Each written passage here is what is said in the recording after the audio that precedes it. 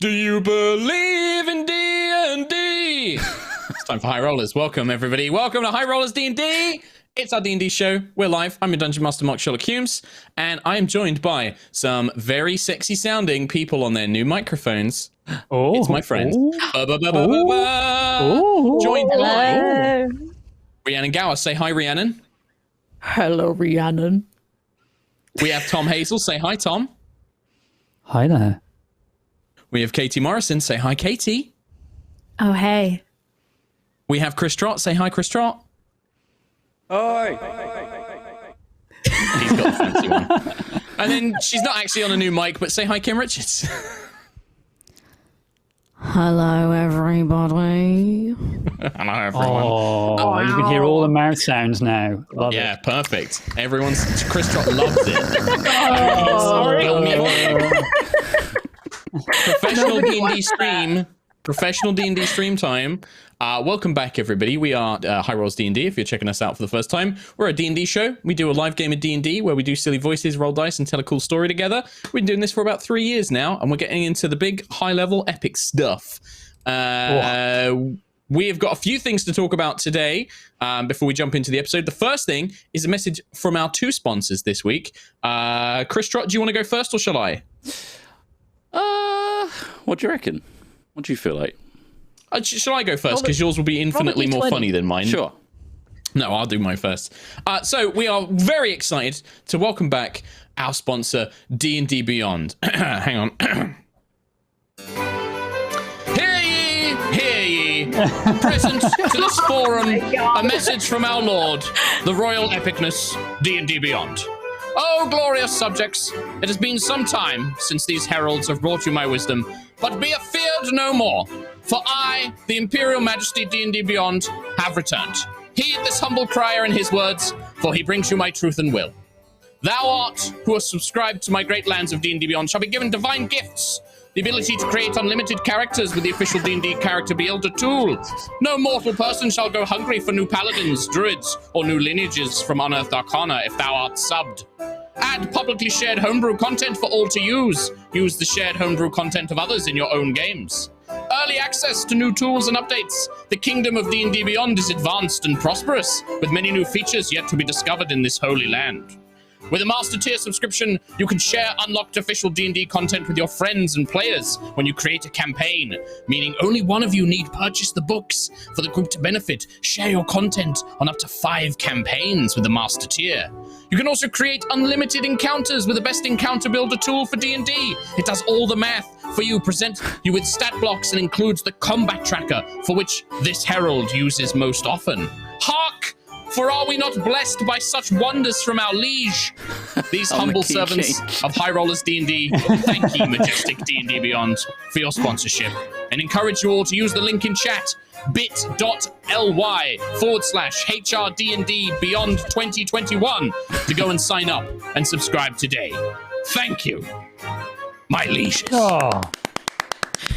Silence. Bravo. A message from the king. Excellent. Bravo. There was definitely a little bit of George in there for sure. But yeah, super excited to have D&D Beyond back as a sponsor. They're going to be sponsoring us for several few weeks.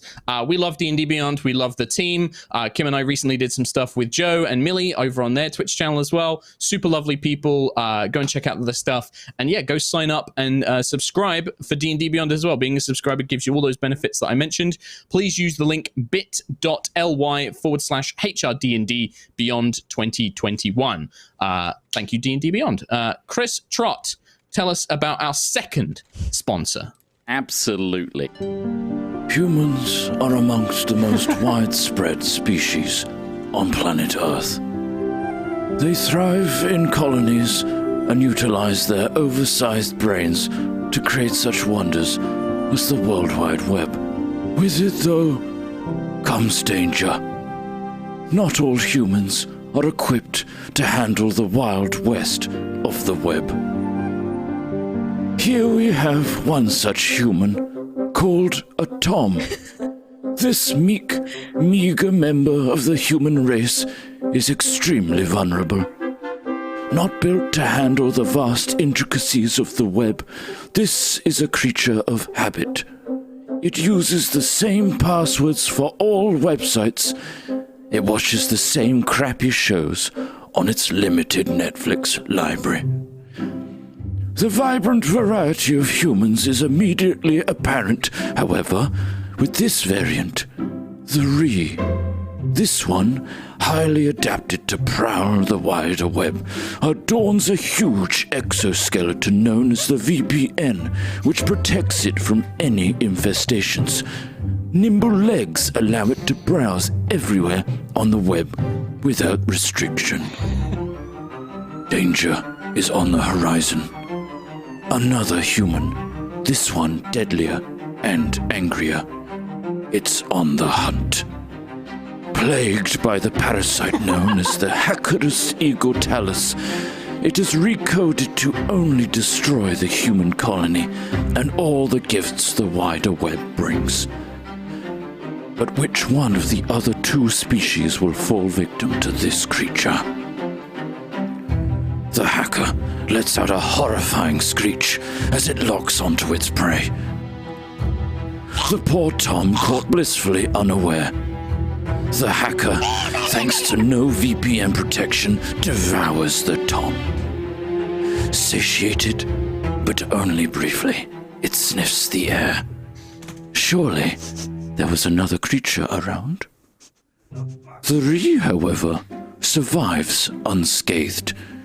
Protected completely by her VPN, the hacker wasn't even aware of her presence and can continue to enjoy Mystic Pizza on the US Netflix, even though she's in the UK colony. What a smart little human creature. And thus draws a close to our 10-part documentary on the human species. Fully funded by the NordVPN, you too can enjoy the benefits of the web's exoskeleton by utilizing the code HRD&D and enjoy a 2-year package with extra time thrown in. For free.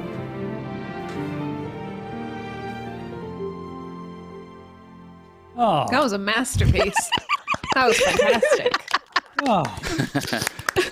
Is there anything better than a great Attenborough-style documentary read? I don't think so. No. Very good, Trot. And thank you, NordVPN, regular sponsor, constantly coming back, giving us some more money. And it's a really great piece of tool. It's a really great piece of software. Go and check it out. Use the link, as mentioned, in that wonderful docu-series. I hope we get another. I hope we get another installment of that docu-series in the future, provided Fingers crossed, Mr. season 2. Trotimus Attenborough, doesn't pass away in the meantime. Cool. Thanks very much, everybody. The only other thing, I mean, you got to be prepared. You got to be prepared for it.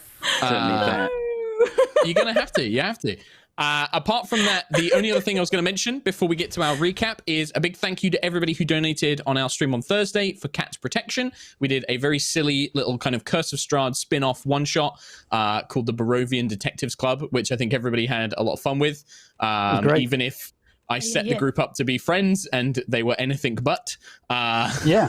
What did you expect, really? I know. I Just like real the life. party in Strad also weren't really that Aren't close. friends. Let's be No. honest. But yes, so we had a lot of fun doing that, and thank you to everybody who helped us raise over £1,000 for Cat's Protection here in the UK. It was really awesome.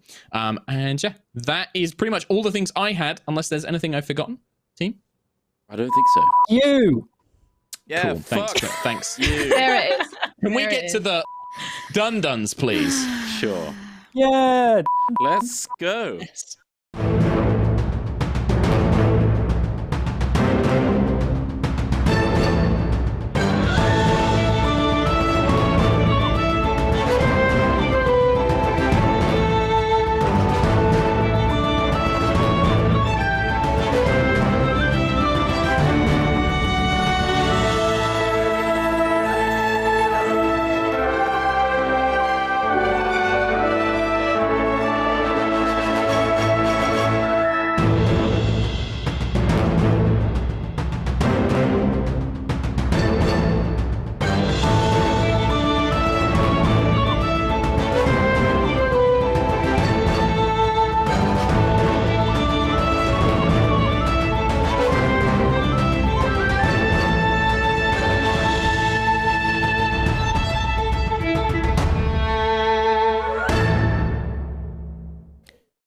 Hello and welcome back to Aerois.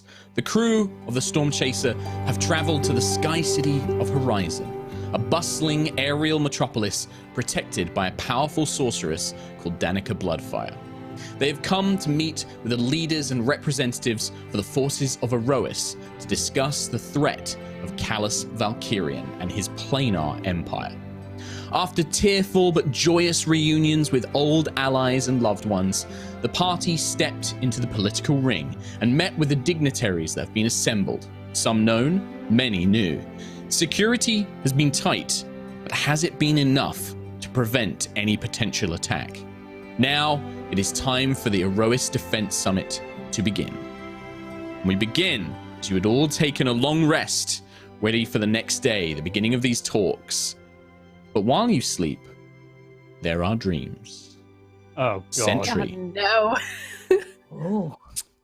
Sentry sleep? You float amidst the golden river of guardian spirits within the Prime Matrix.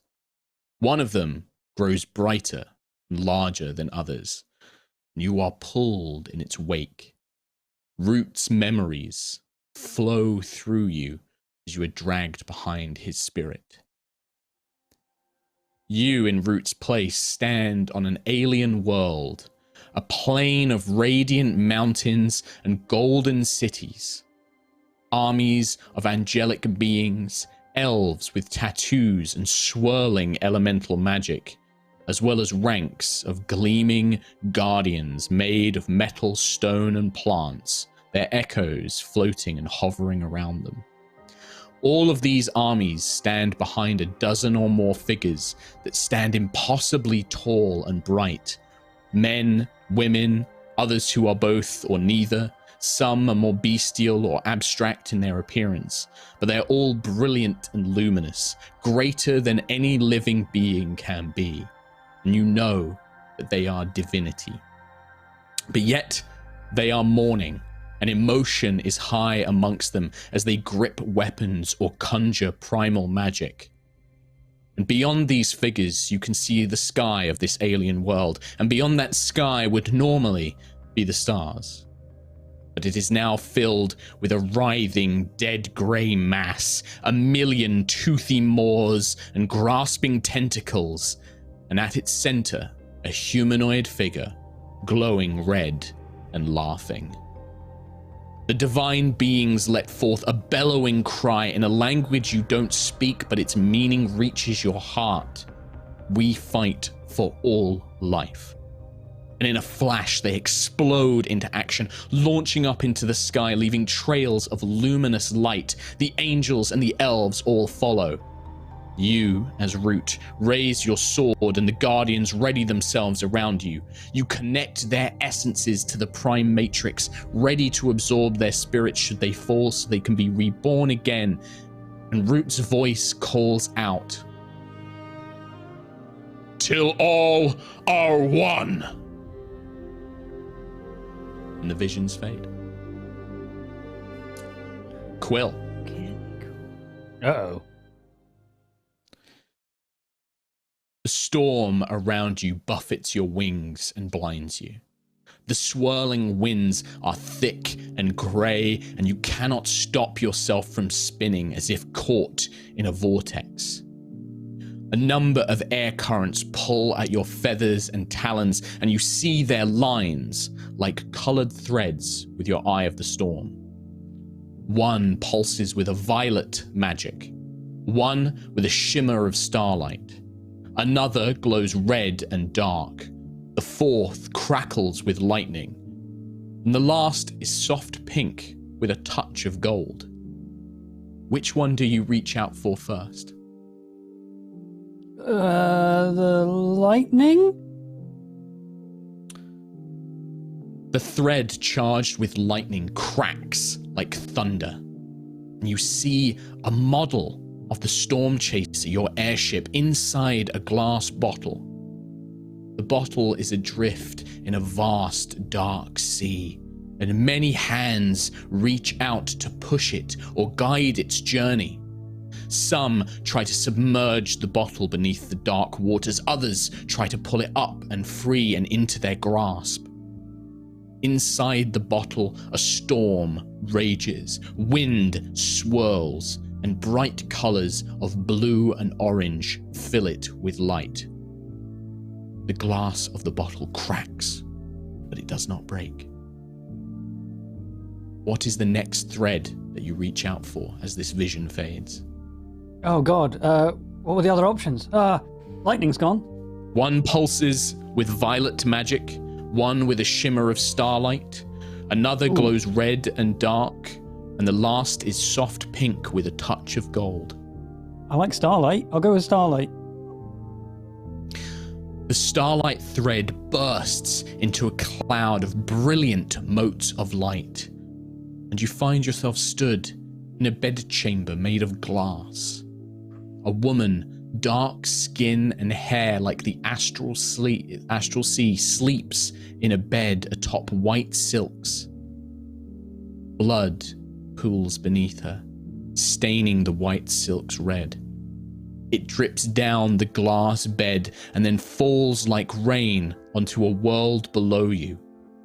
She smiles, though. All I have, I give to those I love. Myself, my power, my life. And the vision fades. What is the next thread you reach out for? I'll get this one over with. The red one. The dark red thread fills your mind with horrific sights. You see the armies of Aerois fleeing from a great tentacled mass of dead grey flesh that fills the sky. Guardians, elves, dwarves, all cry out for you to save them before they are grasped and flung into the gnashing teeth of a million mouths. Their bodies, their souls, the very memory of them erased from the world, and watching it all from a realm of dull red light, a twisted palace of sinew and flesh sat upon a throne of teeth, a figure watches it all.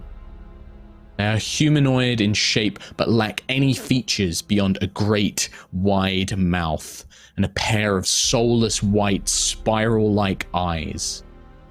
They smile as the mouth opens wide and begins to devour you, but in the dark void of its mouth, you see a glint of light, a sense of hope.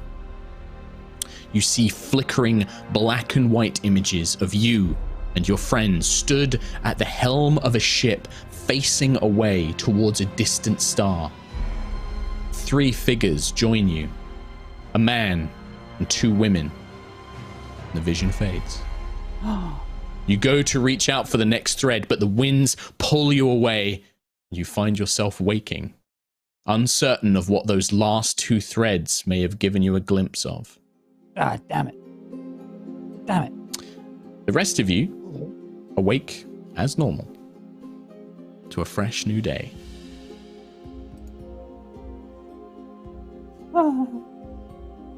Well, that was long. And I hand this over to you.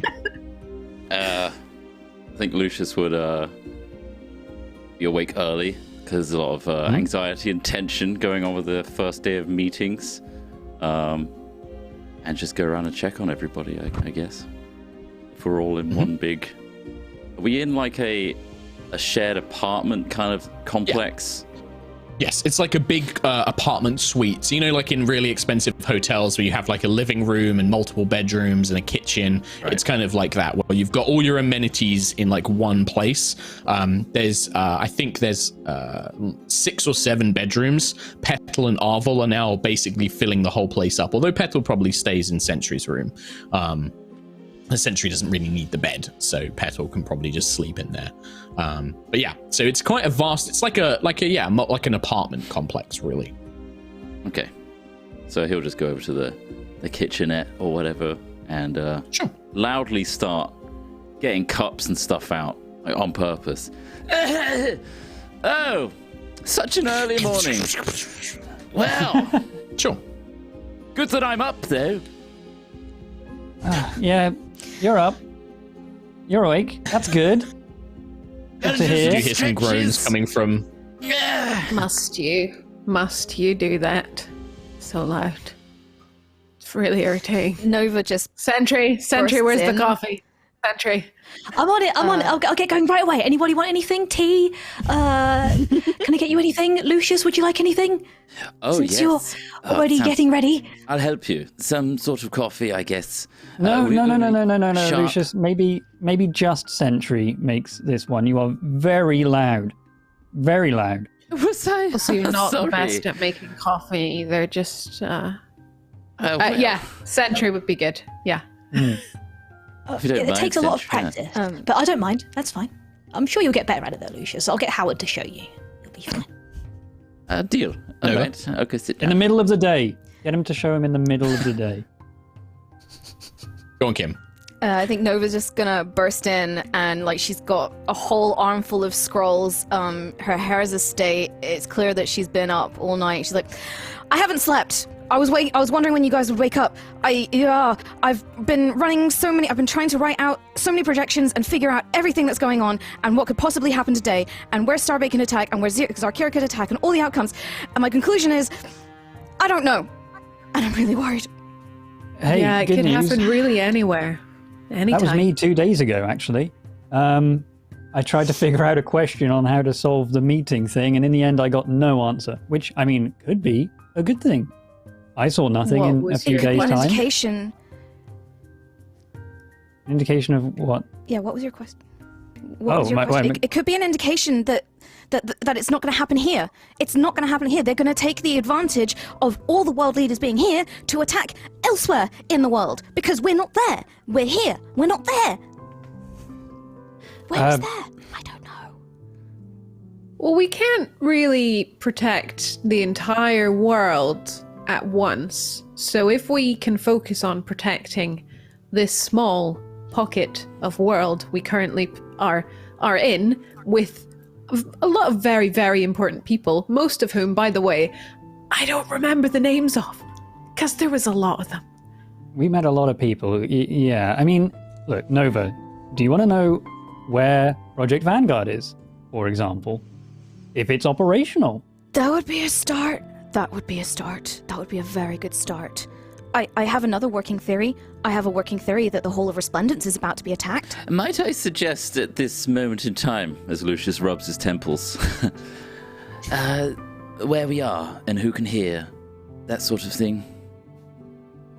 I mean... Well, I mean, we're about to go in there and tell everyone everything anyway, so... Yeah. True. I'm just letting you all know that there are ears everywhere. Don't picture ears Okay. everywhere, because that's strange, but I mean, people no, can I'm listen. doing it. We can talk to each other in another way. And Ayla will just start talking through the messenger ring instead. Sure. Okay. Messenger ring. I can find out where the Project Vanguard is. I could find out where it is in a couple of days. I could maybe find out where Starbane is. I mean, the question I asked was, in 3 days, 2 days now, what does this place look like? And it was untouched, as if nothing would happen. Maybe it was the wrong question. I got an answer, though. From the outside? What about the inside? Was there any images of the inside? Or was it just the outside? Well, just the outside, but no battalion, no giant mech thing, nothing besieging the city in a full-scale assault. So there's that. But they could teleport inside. We know that Starbane has teleportation technology. He could teleport inside and kill us from the inside out. It's okay, Nova. These are all assumptions. There are the finest of guard, security, technology, all that sort of thing, right here. This is the safest place for everybody. That's what makes me wonder if it's somewhere else, if there's somewhere else. You know, even if Starbane is here, Zarkira could be elsewhere. If Zarkira is here, Starbane could be elsewhere. We should bring it up in the meeting, and then these powerful leaders of all of Aerois will know, and will do something about it, or at least be on alert. Send messages Why don't back. why don't we ask a really great question in relation to Project Vanguard and or Starbane and or the Halls of Fanciness now, and then we can go to the meeting, that word, fancy word, and then we can best of both worlds, you know? Maybe? Yes. How Or far maybe can you we- go with your question. Can you be like, show me Project Vanguard and Starbane and Halls of Resplendence and it's Yaskirke and where's Arvel? I have a list. I mean, no, okay, wait. So That it needs to be limited. It needs to be limited for sure. But remember, if I ask a question and it cannot answer, I can try again. So maybe there's a way we can work that into it. If I ask, what's Starbane doing right now, it will tell me, hopefully. But then I've just wasted it. Maybe He has too many people working for him. I feel like we need a wider picture than just what he's doing. You know, he could just be sitting on his butt. where does Starbane Also, intend to attack during these meetings? And if he doesn't, as a I'll get no note- answer. as a note, you don't just have the Eye of the Storm. The Eye of the Storm is very powerful. You still have access, like Nova can cast Scrying, Sentry and Quill can both use the Commune spell. These are not just, you don't just have to rely on the Eye of the Storm. Like, these are all excellent avenues. You also have people here that you can ask. You don't know what Danica is capable of. You don't know if any of the other representatives have this kind of magic that they could use. The difficulty is that they don't probably know what to even inquire about. You are the only ones with knowledge of these kind of things. So don't feel that you have Yeah, to what pin was the- everything on the Eye of the Storm. Like, you do have many, many options available to you. What was the person I who could- was Navarine? Who's like, I think it's Navarine. Yes. Who's like the Mhm. person, she's like all Starcaller in touch with the Navarine. gods. Starcaller Navarine. Yeah, she's all the like, representative of the Pantheon. Yes. She would maybe be a good person to talk to. That was Katie, not Ayla. Ayla wouldn't. Yeah. No. Sure. I think it would be a fairly safe assumption that Navarine will have a similar ability to Quill to use like a commune spell to ask questions. Normally those questions are limited. They can't give as much information like the Eye of the Storm can, but they can be like yes, no, cryptic answers to certain things. But yeah. As a note, Arvel and Petal are with you, but they are just kind of in the background, kind of letting you guys have this discussion. Just Okay. probably Arvel's probably making breakfast with Petal's help. They're probably kind of Excellent. actually like, you know, making stuff while you guys have big important talks. Yeah. I could scry. I tried to scry on Starbane, but unfortunately, as expected, it didn't go anywhere because I think he has protections against him. I could try again. Zarkira, Vala, maybe Maximilian. I don't know. Anyone else you can think of? I bypassed it before by scrying on Maximilian, and luckily he was meeting with Valor at the time. Those Zarkira, Vala, and Starbane, they're going to be protected, I imagine. And if they're not protected, they're going to be monitored, so they're going to know that you're looking at them. It's finding someone lower down that they wouldn't expect us to care about or even know about. I guess there's Maximilian, or maybe the woman he was with. I think you had a good idea, Quill, in saying that maybe we should ask if he plans on attacking during this summit. That's a broad question. You could ask not just him. You could say, where are the Valkyrian Empire going to attack? That could cover everyone. Oh, I guess my only worry is the Valkyrian Empire is huge. They could be just taking some outpost in the middle of the Astral Sea right now, and I'll see that. Yes. True. But I could just say, where in Aerois does the Valkyrian Empire intend to attack during these meetings? That could work. You could certainly ask that. During the meetings, is that quite a specific amount of time? They could do it just after the meetings ended, for example, or just before. True. If what about today? they're not attacking during the meetings, then I'll see nothing. And you'll I can retain try that again. ability to do it again, or it will be expended. I believe so, anyway. It's been like that before. It's worth a try. Right. Where in Aerois does the Valkyrian Empire intend to attack during these meetings? I like it. Quill, you feel yourself with the energy, summoning the power of the Eye of the Storm. You wait for the foggy mist to overcome. Nothing happens. You do not expend a charge of it, as the question cannot be answered. Okay, I saw nothing, which is good. That's great. Is it? So it could mean there's no Or attack. has he wormed around it some way? Is someone not making a decision somewhere down the line that could affect? No. Okay, different question. New tactic, new approach. We've got a question. Why not use it? Next. Where is Project Vanguard, maybe? Because that thing is big. That'll give a definitive. I mean, it's great to know where that thing is. Because, if it's near the fancy schmancy halls, then that's a bad time. Bad time. Would Zarkira attack today? Would that be on her list of things to do? Yes. Well, the Valkyrian Empire, I will say that the Valkyrian Empire would include Zarkira. Like, anybody, from Quill's perspective, he's including anybody associated with Callus. So I'd say that Quill would know that Zarkira would have been included in that. It wasn't specific to Callus. He said Valkyrian Empire, so. Cool. Nice. Okay. I don't like his face at all. No, he's doing that thing again. Barons? He got away with something. Lets us do something. I'm not letting you do anything. You guys are just coming up with what you want to do. That's as definitive as we can get. Having no answer to that specific question is a good sign that the Valkyrian forces will not be attacking during this meeting, at least. Will not be attacking. I think that's the important distinction here. The thing is, I don't think you had a no. You just had no answer. I don't think that was a confirmation either way. It was just no answer. So they're not attacking specifically, but could they just show up? They might do. They might do. Try and negotiate or something. Oh, I'm so stressed. There's a little we can do about it, as long as people are safe. That's all we care about, right? Politics aside, if they're here to talk, so be it. We can't do much about it, other than talk back. But as long as the people we care about and Aerosian people are safe, we're doing our jobs, right?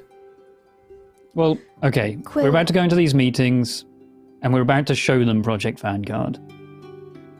Okay. Valkyrian and these One more guys that we're now question, meeting, yeah, they don't know about my eye, so they've got no idea that I could find out where Project Vanguard is right now, and we could jump on this thing before it's even activated, hopefully. Could you ask that question now then? Because at the very least we could present that to the council and say we know where it is. Sure. Wait. You can do it at any time. Let's use that. Something could come up in the meeting, and you could answer that question straight away. The Vanguard... They got it through a portal.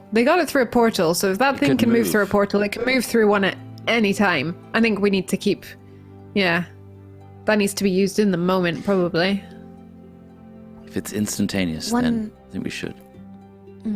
I'm just doing it to wind you guys up now. Go, Kim. One other question, I guess, for us is, should we mention the Wings of Ishtar and our possible mission on the Tassadar? I feel like we need to keep the wings safe, right? So we should probably keep that to ourselves. It depends. How much do we trust the people in this meeting? I don't at all. Well, probably not much then. We don't want to share too much of that. Valor sent us the codes, messengering, and I'm assuming all of this is messengering because Arvel and Petal aren't interjecting, so they can't hear you. They're just doing stuff. So this is all messengering. Before we go into it, Kim, I have one very important question because you've already given a bunch of data to the Dragonborn. You've created a bunch of these like copies of data shards and things like that. What exact information are you sharing? Because are you going to tell them about the Wings of Ishtar? Are you going to tell them the teleportation circle runes for the Tassadar? You tell me what you've got on there. So I imagined that I would have told them of our brief reports of our engagement with Zarkira in locations like the Cold Light Depths, the Twilight Corals, the Temple of Hesper in Ironwick, the ship under the lake with Deimos. So the known sites. Known.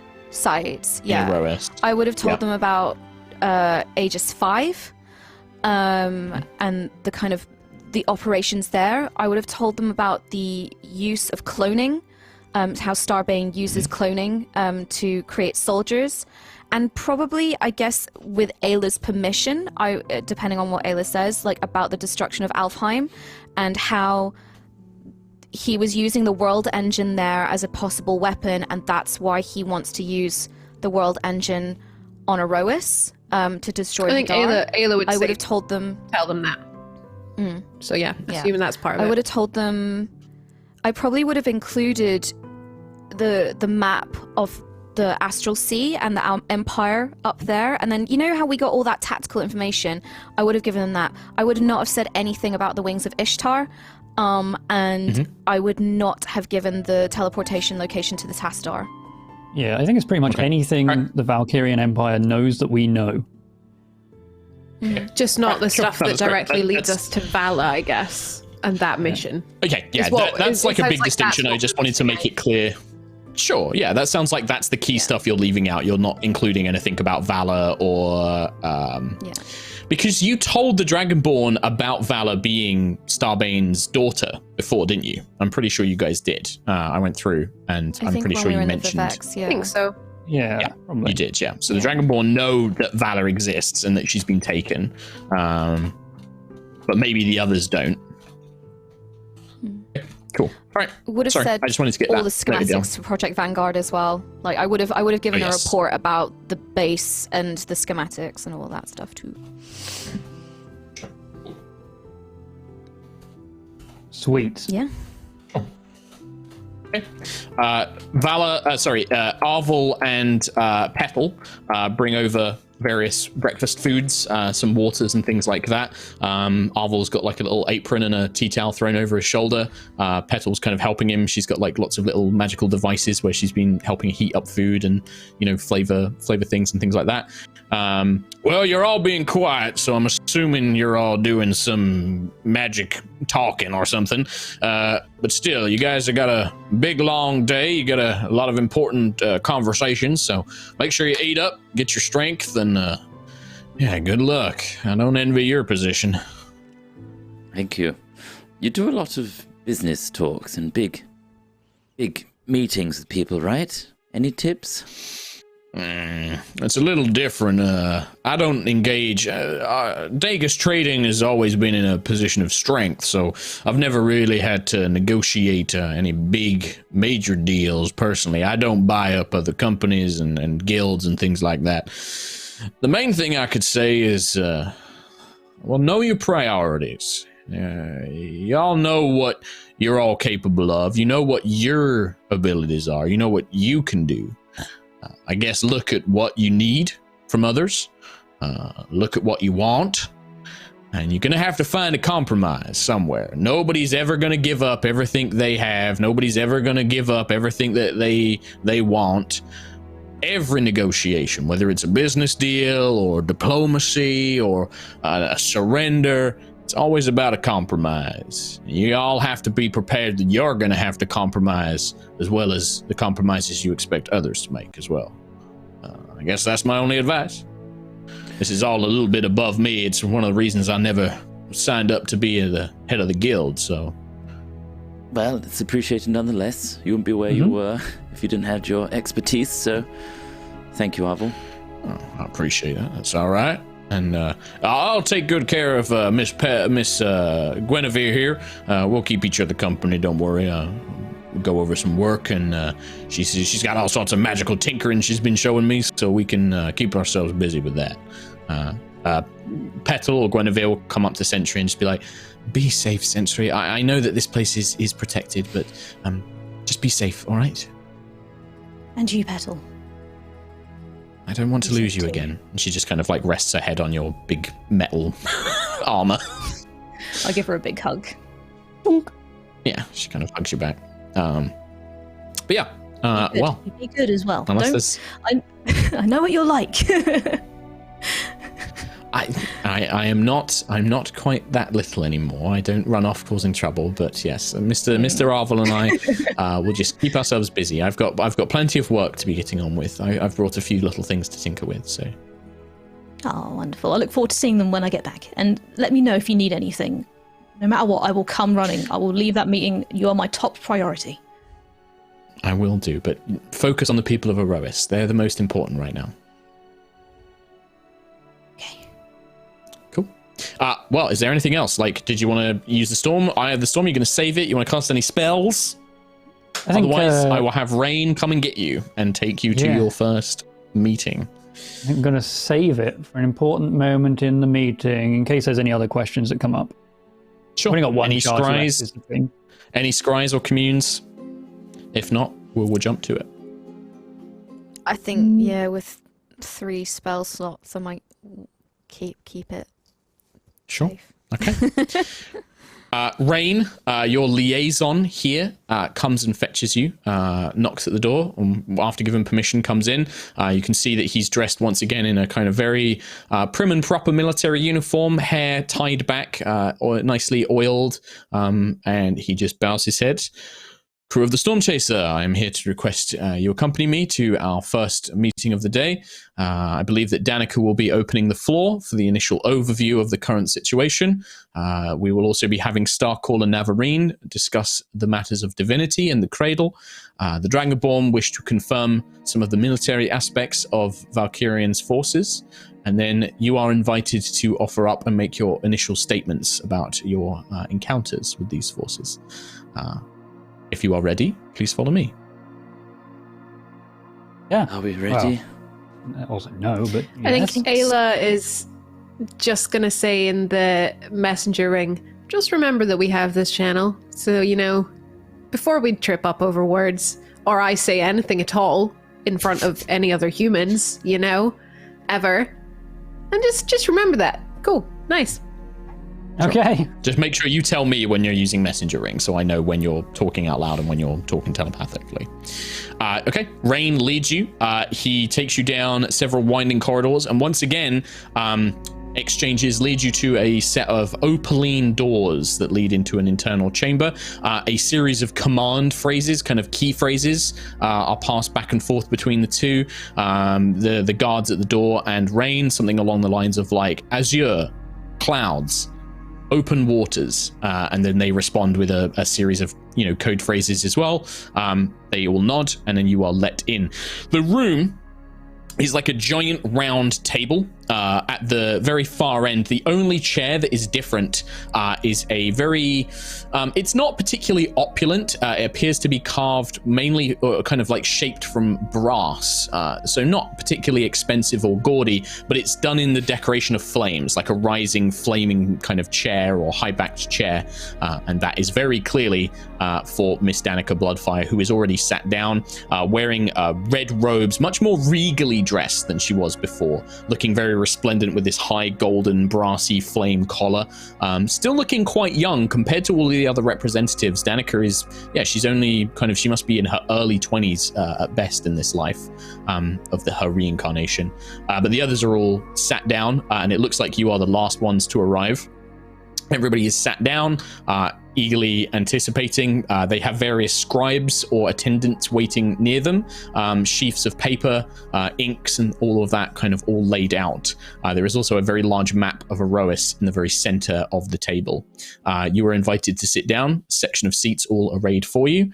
And then when everybody is there, you can hear like murmuring, that kind of like hushed conversation as everybody's kind of getting settled, speaking with their neighbors. On either side of you, so sat next to Lucius at one end, and then whoever wants to be at the far end of the other. Lucius, Sky Prince Aradan, is sat next to you. On the other side would be it would actually probably be Amadrasos, the copper dragon in humanoid form. You can see that the dragon's chairs have had to be replaced with larger ones because they're all like 7-8 feet tall. They're massive, the dragons in humanoid form. And they're, so they've kind of got like separate kind of chairs that space them out a little bit differently. But so whoever is at the far end is sat next to Amadrasos. That's Nova. And Lucius is. Okay, it sounds well. It's Nova or Ayla because Ayla was also putting her hand up. Ayla will do it. I feel like Ayla would Ayla put places herself in that herself there. position rather than Nova. Yeah. Amadrasos just kind of like nods his head. He's polite. He kind of nods his head. Ayla of the Storm Chaser. As you kind of take a seat, Prince Aradan looks at you, Lucius. Lucius, I'm so glad that you're here. Do you think you and the crew are ready? As we'll ever be, honestly. I hope you have your best diplomatic hat on today. It's going to be an important I will do my best to try and lend as much strength and support to what you have to say, as well as represent Gusthaven as best as I can. I have to deliver my report on these sky pirates and the weapons factory that we found, but I don't believe that will be until perhaps later today or tomorrow. But still, I will do my best to lend you what support I can, my friend. And he just kind of like puts his hand on your shoulder, sort of like, we're in this together now kind of thing. Thank you. He nods. The room falls silent as Danica stands up, and the whole room, where it's been brightly lit, the lighting dims down and a kind of halo of fire erupts at the very top of the room's ceiling,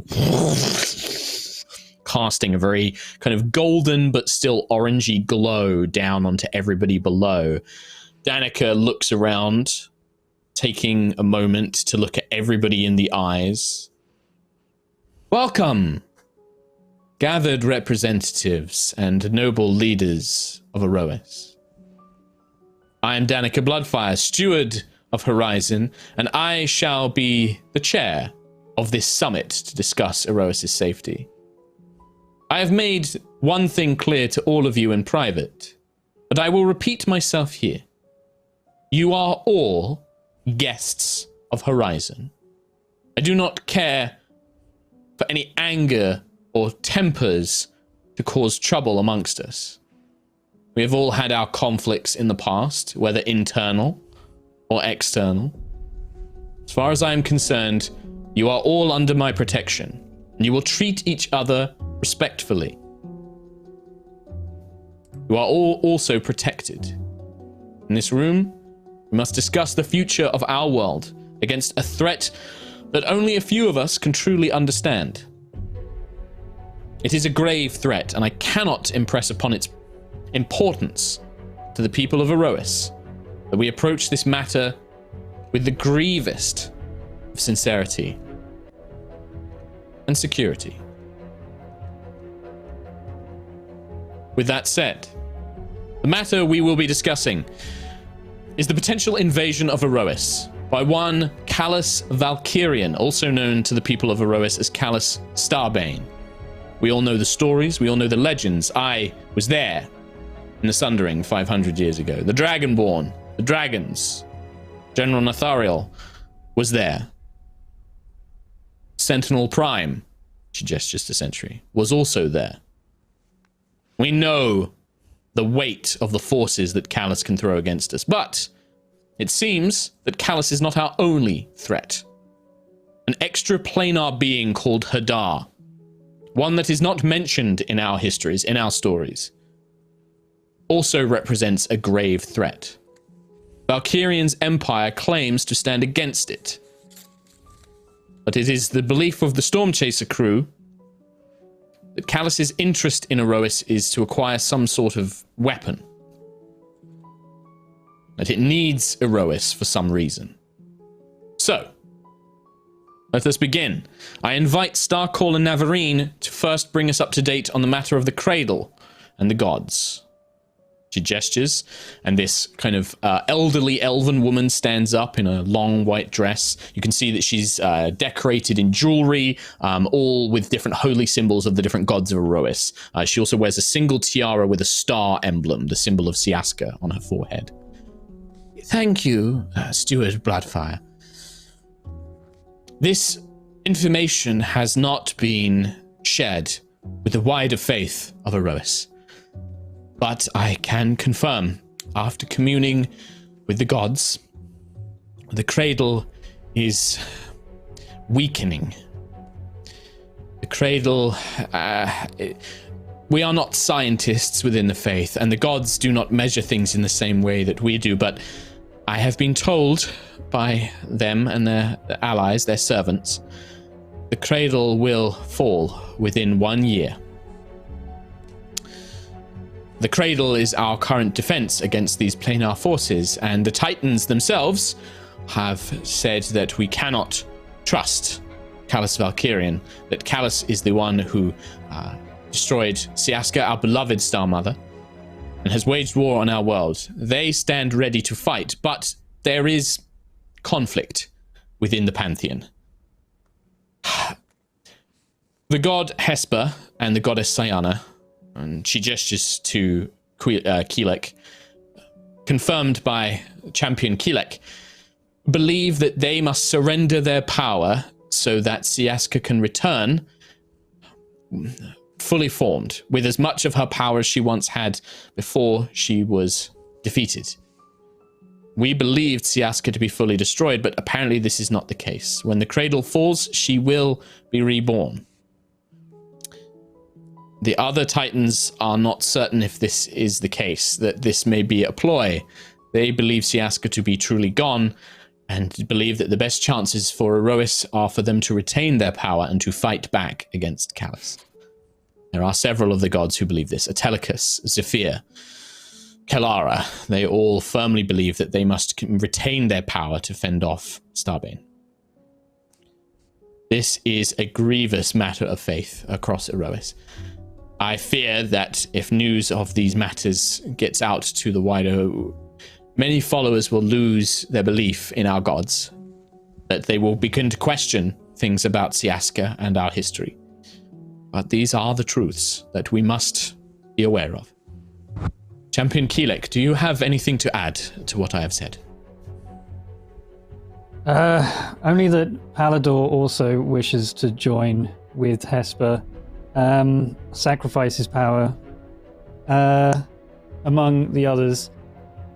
I think it's important to remember, or to know, that these gods are not gods but titans. We cannot rest. A big murmur of unrest when you say that. There's kind of like a what? What is he talking about? They do not hold. They hold great power, incredible power far surpassing our own. But they are not gods. We cannot place all of our hope and faith in them, nor can we blame them for the actions that may occur in the future. Champion Keelek, this is heresy. This is not the case. They are our gods. They hold the power of... You yourself are a priest of Hesper. How can you say this? Siaska is a god. The ones we know are her children, and do not hold the power that Siaska holds. If the cradle falls and the gods have relinquished all their power, then Siaska can be reborn, and we hold a true defense against Hadar and Starbane. Until we can get them to unite, and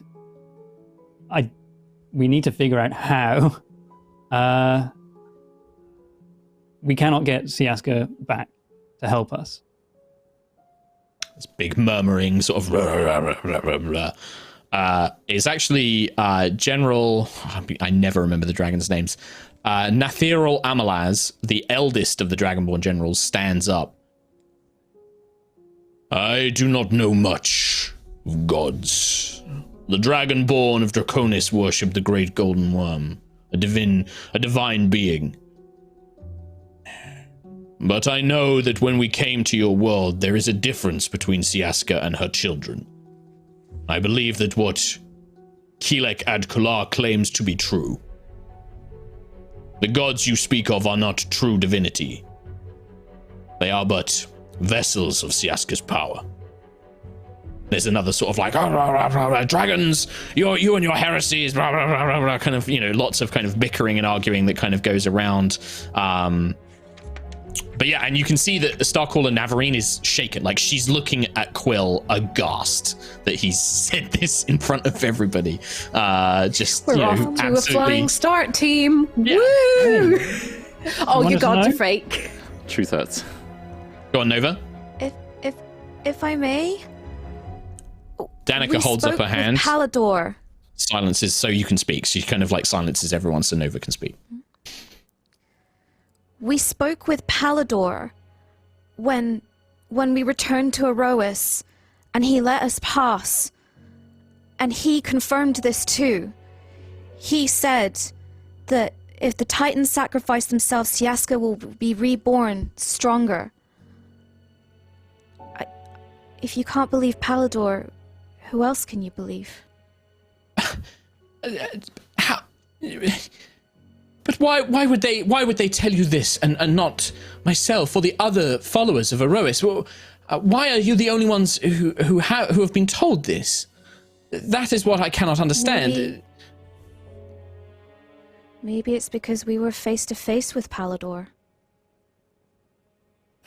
You can kind of like, there's murmurings, but less angry, kind of more, that's a good point, you know, how can we even comprehend, you know, what they're talking about? Nobody's supposed to be able to go beyond a cradle. How, you know, blah, blah, blah, blah, blah. There's kind of like lots of discussions. You do pick up, Quill, some of them, Duke Rogrick of Mirskir, a few of the others, some of the speakers for the beast races, the admirals. There's a kind of are we sure that they've actually gone beyond the cradle? We only have their word for it kind of thing. There's a lot of kind of murmuring like that.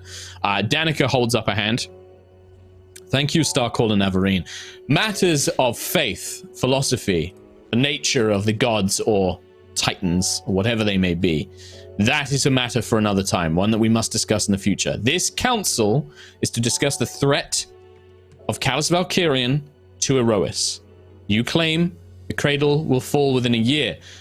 The titans, or gods, whatever they are, believe that they may hold the power to hold him back. Champion Keelek believes that our best chance is with them sacrificing their power for Siaska. This will need to be a conversation we have, and if need be, this will be a matter of faith to convince these other gods that they must do whatever it is we need them to do. That is something we will need to discuss in the future. Thank you both for your thoughts.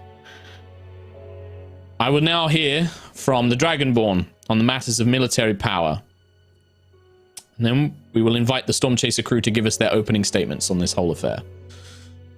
The Dragonborn stand up. This time it is General Phalissa Tharis, the blue Dragonborn. This very tall, she's in a humanoid form, very tall, very muscular, long blue, anime blue hair, wearing sort of ornate gold and silver jewelry, long robes. She stands up. Yes. We have consulted with our eldest dragons, our eldest generals, as well as the records we have from our fallen ships. Valkyrian's forces are immense. The forces that he brought to Aerois 500 years ago are but a fraction of the power that he has to bear. He controls many worlds. In fact, Nova Vija of the Stormchasers has provided us with a map of Valkyrian's empire. It stretches many worlds, many planes. With an assumption based on the forces that were deployed to Draconis during our invasion, we estimate Valkyrian's forces to be about 10 to 15 times the number that were brought to Aerois for the initial invasion. This is considerable. Even the forces of all of the united Dragonborn factions, even if we were to liberate Draconis, it would still be a difficult battle to win. We are vastly outnumbered. Whilst the cradle is in effect, we have a chokehold. Valkyrian cannot bring his largest forces to bear. If his intent is to destroy Aerois, he could do so without landing a single troop upon our world. However, based on the information we received from the Stormchasers, we believe that their goal is not complete annihilation. They must recover something from the world. And if they destroy it, there may be a possibility that they will destroy this artifact, this world engine that Callus is currently seeking. This means we will have to fight a ground war. This at least gives us a chance. We know Aerois, we have technology, we have magic. You can only bring so many forces to bear at once, but this will be an immensely difficult war if it comes to it. In terms of technology, the one advantage we did hold was Ethereum. It seems that Ethereum is unique to Aerois. It cannot be used by the other worlds. Valkyrian has obtained some. In a report given to us by Sky Prince Aradan, a number of dissident Gusthaven citizens have provided the Valkyrian Empire with Ethereum technology. However, they do not hold the means to manufacture it. This does give us a slight advantage. For now, until we have a greater assessment of the forces that we have to bear, and she looks around all of the assembled leaders, our assessment is a grim one. She sits back down. Danica nods her head. Crew of the Storm Chaser, I invite you now to give us your thoughts. I would hear from each of you. She gestures for someone to start, but she would hear from each of you. Who would like to go first? All eyes turn on you. Lucius's chair squeaks back. I suppose as captain of the Storm Chaser, perhaps I should go first. I am Lucius Virian Elowin Elenasto of Gusthaven, and we have seen a lot. A lot has happened. Where to begin, ultimately? What do you need to know? We're here to provide as much truth as we can. For now, Captain Lucius, I would hear your thoughts on the threat that we face. Perhaps what you believe to be our best steps forward. But also anything else you wish to say. Out of all of us, the Dragonborn fought a war a long time ago. I was a courtesan back when the Sundering happened. Even Sentinel Prime here only fought as a foot soldier, a protector. The five of you have traveled beyond our world. You have seen Valkyrian's empire, but more than that, if the reports are to be believed, you have met the man himself. You understand that he has a greater machinations for all of this. Right now, you are our best source of information on not only the threat we face, but what our best solution to it would be. She nods back towards you, Lucius. Absolutely. And I believe all of our accounts are important, as well as the accuracy. And I'm not the most accurate, so that's why Nova, Quill, Sentry, and Ayla are here, to fill in the gaps. We first came into contact with Starbane many months ago, when he was seeking someone that was amongst us, that came into our party seemingly out of chance. We were taking an airship on a trade mission.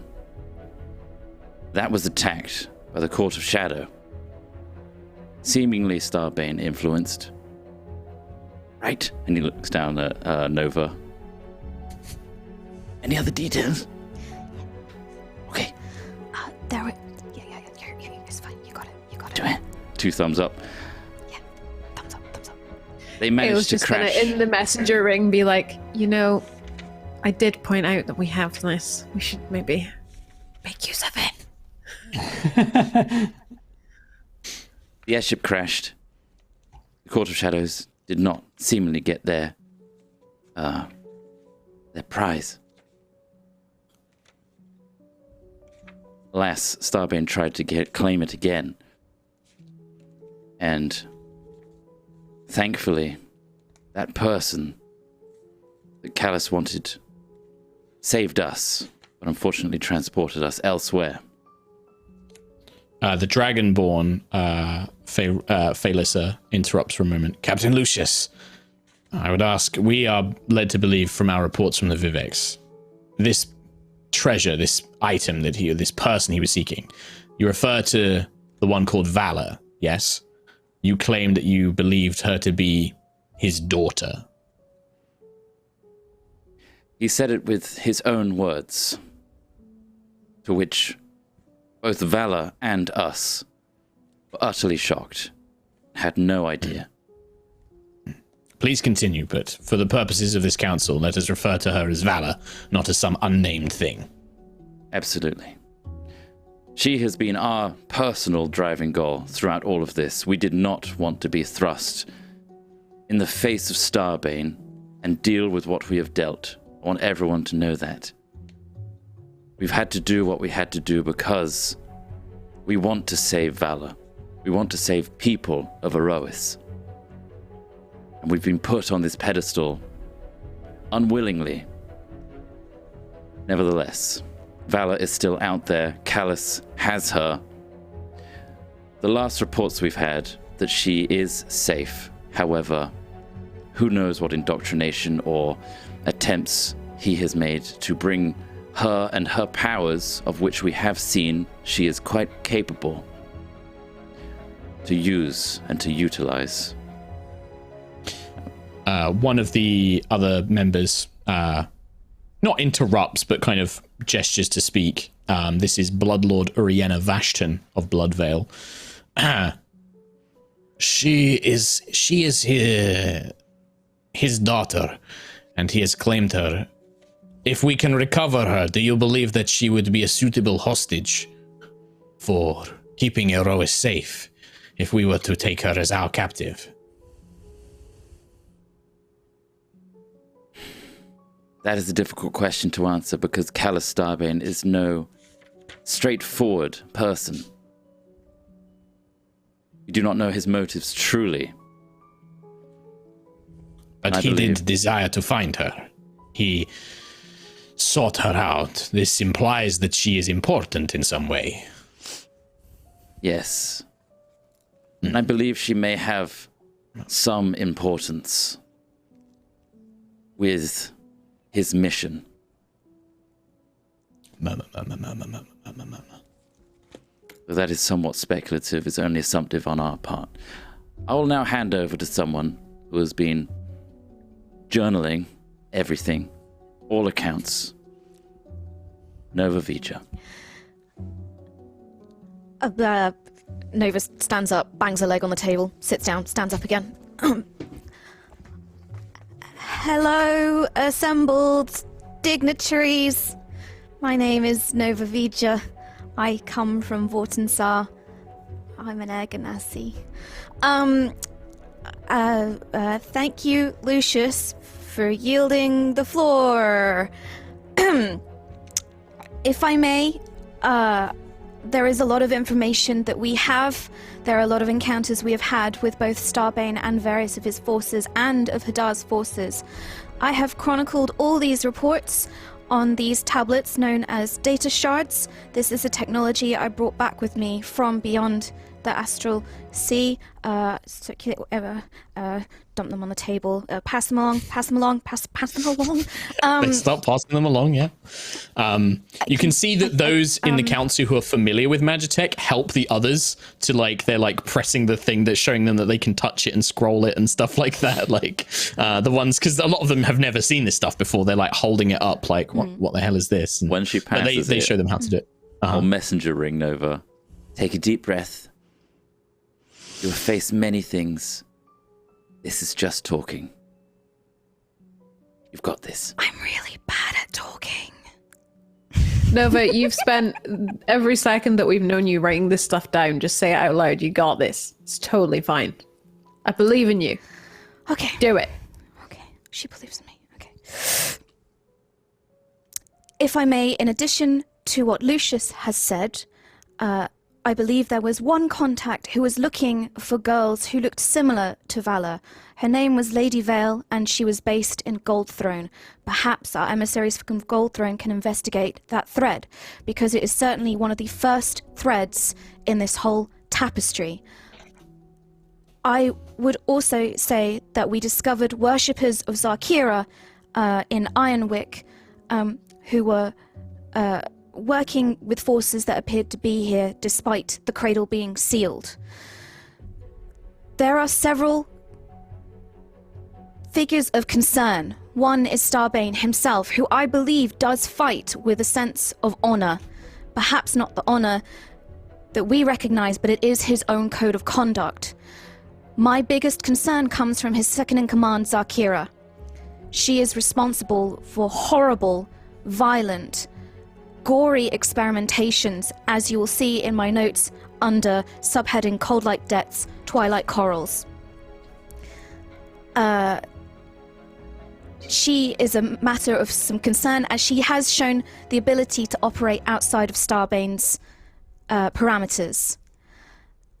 And then finally we come to Hadar itself. There are records in our journals, in Aerois' journals, from pre-sundering of contact from Hadar, and it took divine power to seal him away in the farm realms, and it will take divine power to stop him. That is why Starbane is here, because he believes that there is the world engine here can stop this. However, he has experimented before with Alfheim and the world engine on Alfheim, and that resulted in the entire destruction of the whole planet. He has offered to let people leave this planet. However, it would be under his rule, and the people of Aerois would be integrated into his empire. There's silence for a moment. In your mind, Nova, you receive a message. An external message from a voice you recognize. Oh no. It's a panicked elven woman's voice. Nova, I am with your family. Something is happening here in Vortensar. My research has been taken. City locked down. Can try to teleport them out. Where are you? Everyone's looking at you in the council chambers. Nobody else hears this message. Nova will freeze, just absolute freeze, just her mouth kind of going, Nova? Messenger ring. Don't worry, Nova, you've got this. Just keep talking. You're doing great. You have 25 words to respond. City of Horizon, world leader meeting. Send them here now. Yep, you got 15 words left if you want to say anything else.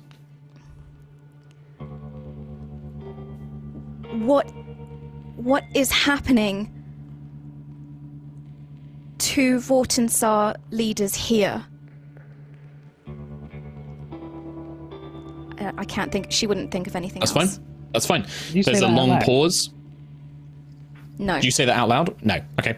So everyone's just kind of looking at Nova while she just suddenly goes silent, and all of you are like, "Oh, she's just gone silent." She doesn't have another scroll of sending. Yeah, that's the last thing you hear, unfortunately, Nova. But you send that message. Miss Vija, Danica, are you all right? Do you need to take a Vortensar. moment?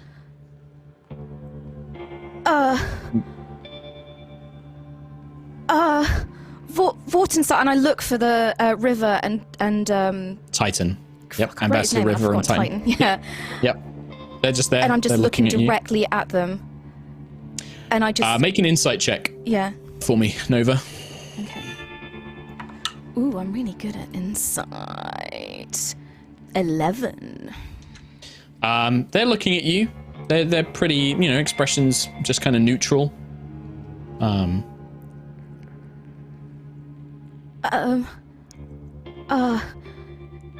If I could, one last thing before I yield the floor. We have potential allies in a race called the Eterna. If we could reunite the Triumvirate, they could be a powerful ally, especially as Starbane uses them to power his fleet. Nova, I'm sorry, you are in distress. Allow me to speak. And you see Tiangong Please. glowing at Nova's side. I am Please, Tiangong. Tiangong. I was once a member of the Triumvirate, leader of the Eterna, magical beings. We entered a bargain with Callus, Valkyrian, to save our race. That bargain was not as expected. We were tricked. However, our race was saved from annihilation. Hadar does not just destroy. Hadar consumes. Hadar annihilates. Hadar erases. That which it destroys is no more. No body, no soul, no memory. Be aware, Callus may make offers. It will likely be a choice of lesser evils. Nova Vija is currently distressed. Please give her a moment to align herself. And then the glow kind of fades. And messengering, like, Nova, what's going on? Why are you in distress? I don't like hearing that. I've received a message from my professor. My family is under attack. She's trying to escape. My professor's knowledge, research has been taken. I don't know if who is responsible. I've told them to come here. I don't know what's going on. What do I say something? Do I say something now? What do I do? Nova, calm down. Now might not be the time. We need a contact. We need to send some help, something.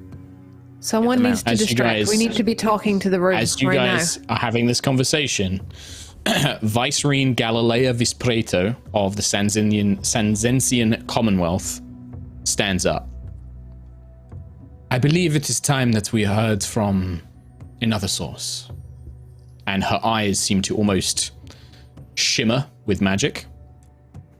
And in the very center of the room, appearing in an illusory form, is a dark-haired, handsome man in purple and black armor that you all recognize. This is why we didn't want to talk to you, lady. We had nothing to say to you. That's why the meeting was so awkward when we met you yesterday. God damn it. The illusion looks around. People of Aerois, my name is Callus Valkyrian, though you know me as Callus Starbane.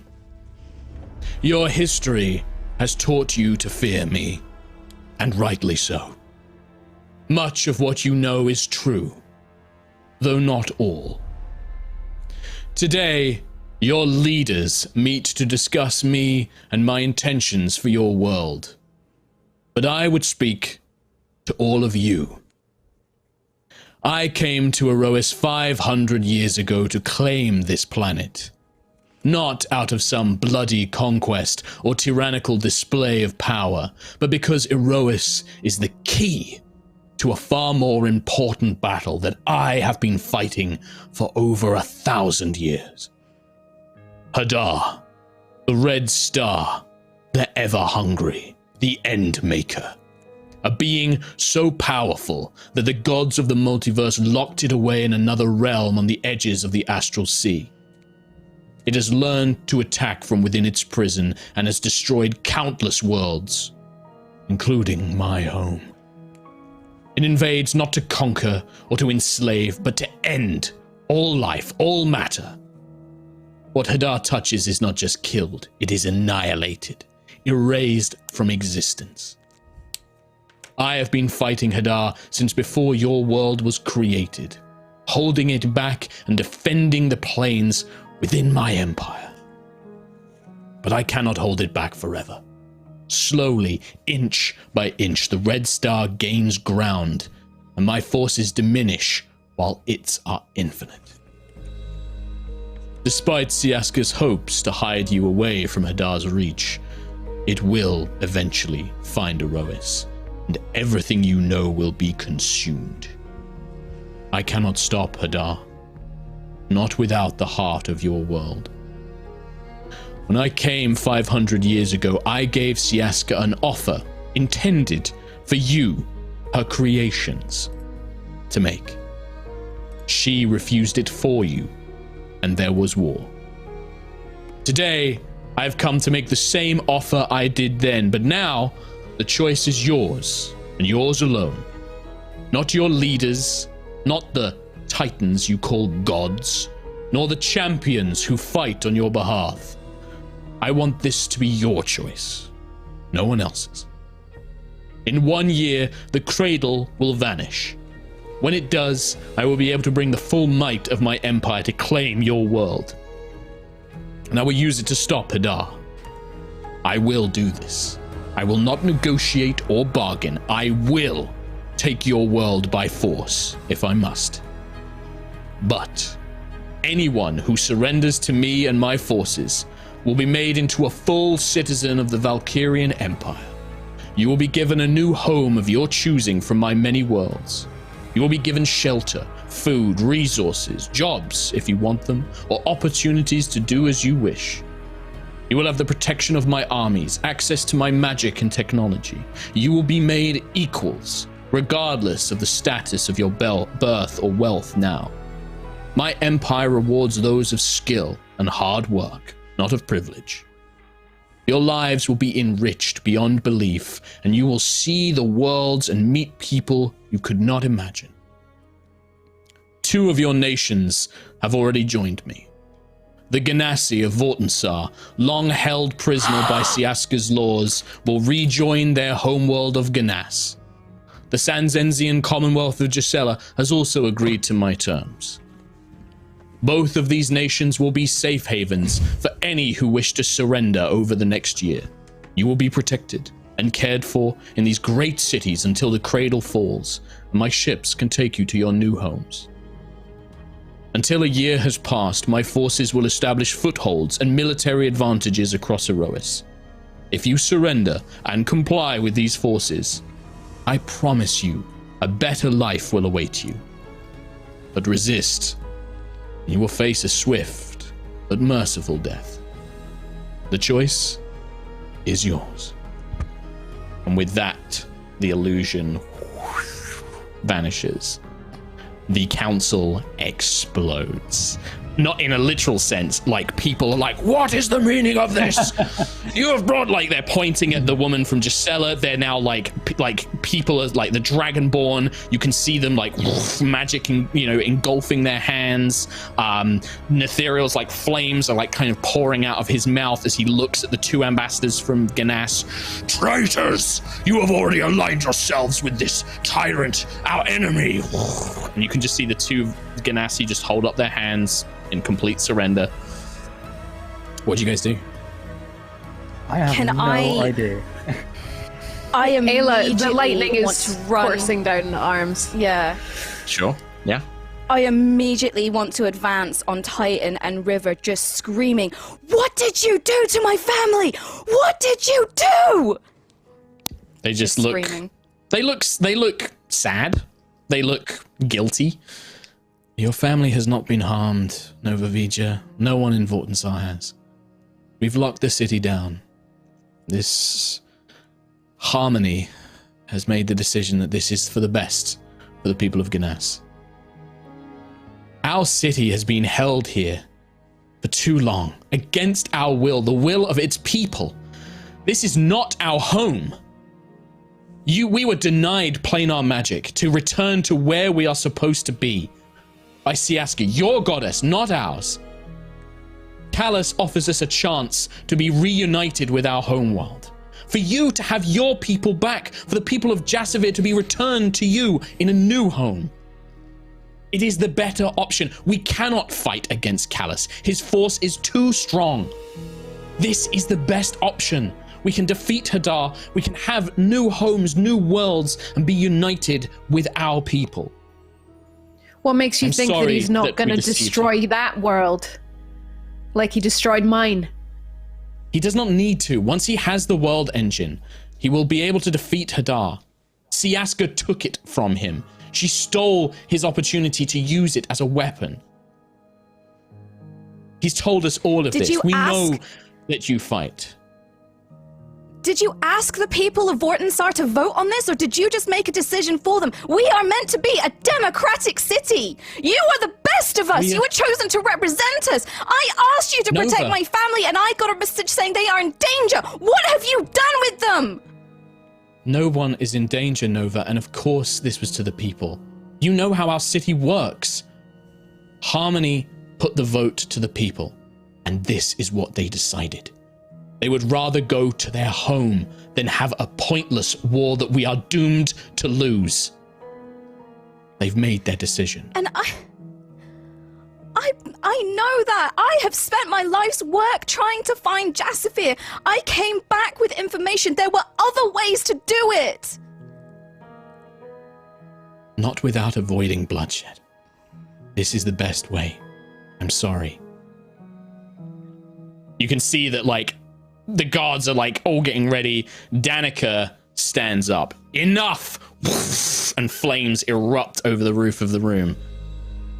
Despite these revelations, you are all still here as my guests.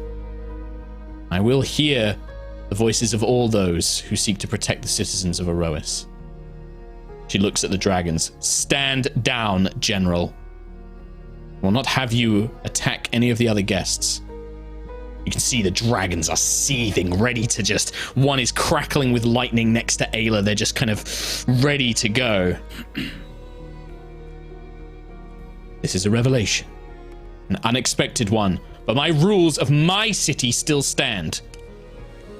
I will not have violence in these chambers or in my city. Not until I know that there is a direct threat. Stand down. I think that this meeting is adjourned for now. And she kind of steps back. Storm Chasers, I would have you speak with me once your affairs are attended to. And she looks at Nova when she says that. The rest of you, guards, escort them to their chambers. You can see the dragons like, we will not stand for this, Danica. These three have committed treason. Their nations are treasonous. The Draconis Militarum will not stand for this. You will stand by or you will go to war with Horizon, generals. Holy shit. Holy shit. And that's where we're going to take a break. Holy shit. Jesus. Motherfucker. That's a lot. He didn't attack. That's a lot. He didn't attack because he didn't even need to. He just got those nerds to join him. I had a feeling. Oh, Little shits. Little That's- traitors. That's some genius play right there, Mark Hughes. Damn it. It's almost like I've had course this they've in my already back pocket signed for up. over a year and a half. Incredible. I love it. I don't even know how we're to going to take a... I need to get And up. that's I don't know what to fine. do. I feel that that's your characters, yeah. so juicy. Oh my gosh. Oh, Jesus. Damn. God. Damn it. I mean, the thing is the clues are there in Gallus's personality. I think you guys kind of had an inkling that, you know, he wasn't just going to be like, right, let's get to killing, you know? So, anyway, I knew we're there going was to take going a to be a break. gag. Going to give you guys a minute. Yeah. Yeah, of Yeah. course, yeah. Go You just didn't expect people to have already signed up to him. That's the problem. Yeah. But he wasn't, he's not going to take any chances. He's already started doing his work. So, we're going to take a quick break. Bastard. Tom's going to read some messages Bastard. whilst everyone else Everybody. kind of gets their thoughts He's a together. So reach I feel like Rhiannon, Kim, and Trot definitely just need to like have a minute. You guys just like Yes. need a second. I need to. My brain was like, I need to find my pen because I yeeted my pen across the room. So I need to find my pen. that message just before Callus as well. Like, yeah. Damn. Just the two in a row. A big Guess we're two. signing up. I'm going to get a new costume fitted for Callus. Off we go. Yeah, you know what? Yep. I'm convinced. Get a uniform signed up. Yep. I love the guy. Sure. Everybody, Tom, Sure. Hazel. That's right. It's me, Tom Hazel. Hey, before I...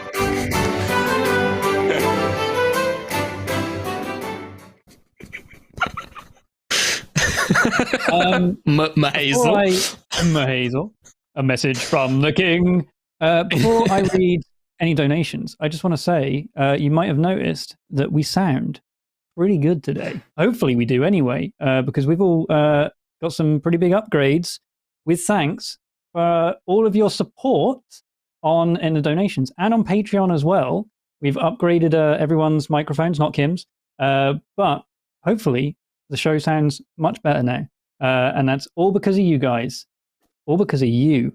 Specifically you. If you're watching, I'm talking to you directly. You did this. So hopefully it all sounds great. And if it doesn't, whoops. Before we carry on with the show, I need to take a moment one-on-one with you to talk to you about your balls. We've all gone lazy in lockdown, and with the world starts to open up, we need to consider what we're going to do when you start to open up. Your pants, to the world, they're all going to see it, trust me. If you want to control that mess down there, then you should try out Manscaped and use the code HIGHROLLERS to get 20% off with free delivery. You can tame the wilderness with the Perfect Package 3.0 kit that includes a waterproof, cordless lawnmower 3.0 with ceramic blades and advanced skin-safe technology. It carries on, it just keeps going, all pioneered by Manscaped. You might also want to try out the Crop Preserver Ball Deodorant and Moisturizer to freshen those bad boys up.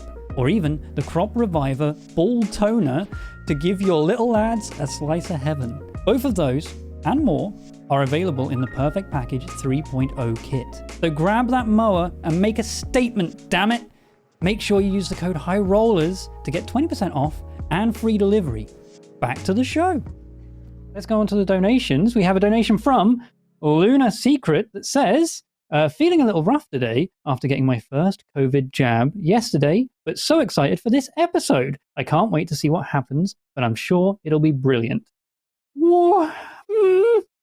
Yeah, I'm still not sure what to make of it. I'm just going to join Starbane, I think. Cam Doby 27 has donated with, I'm still catching up on Aerois, but I just wanted to stop in and give a small donation to say thank you. You all have amazing characters, and Mark, you're an amazing DM. Thank you very much. Crispy has donated a half hundo with no message. Thank you very much for the generous half hundo, Crispy. Hyper Shadow 128 has also done a half hundo as well. Holy crap. And they say, hi rollers, long time watcher, first time donator. Just wanted to share my appreciation for all you do.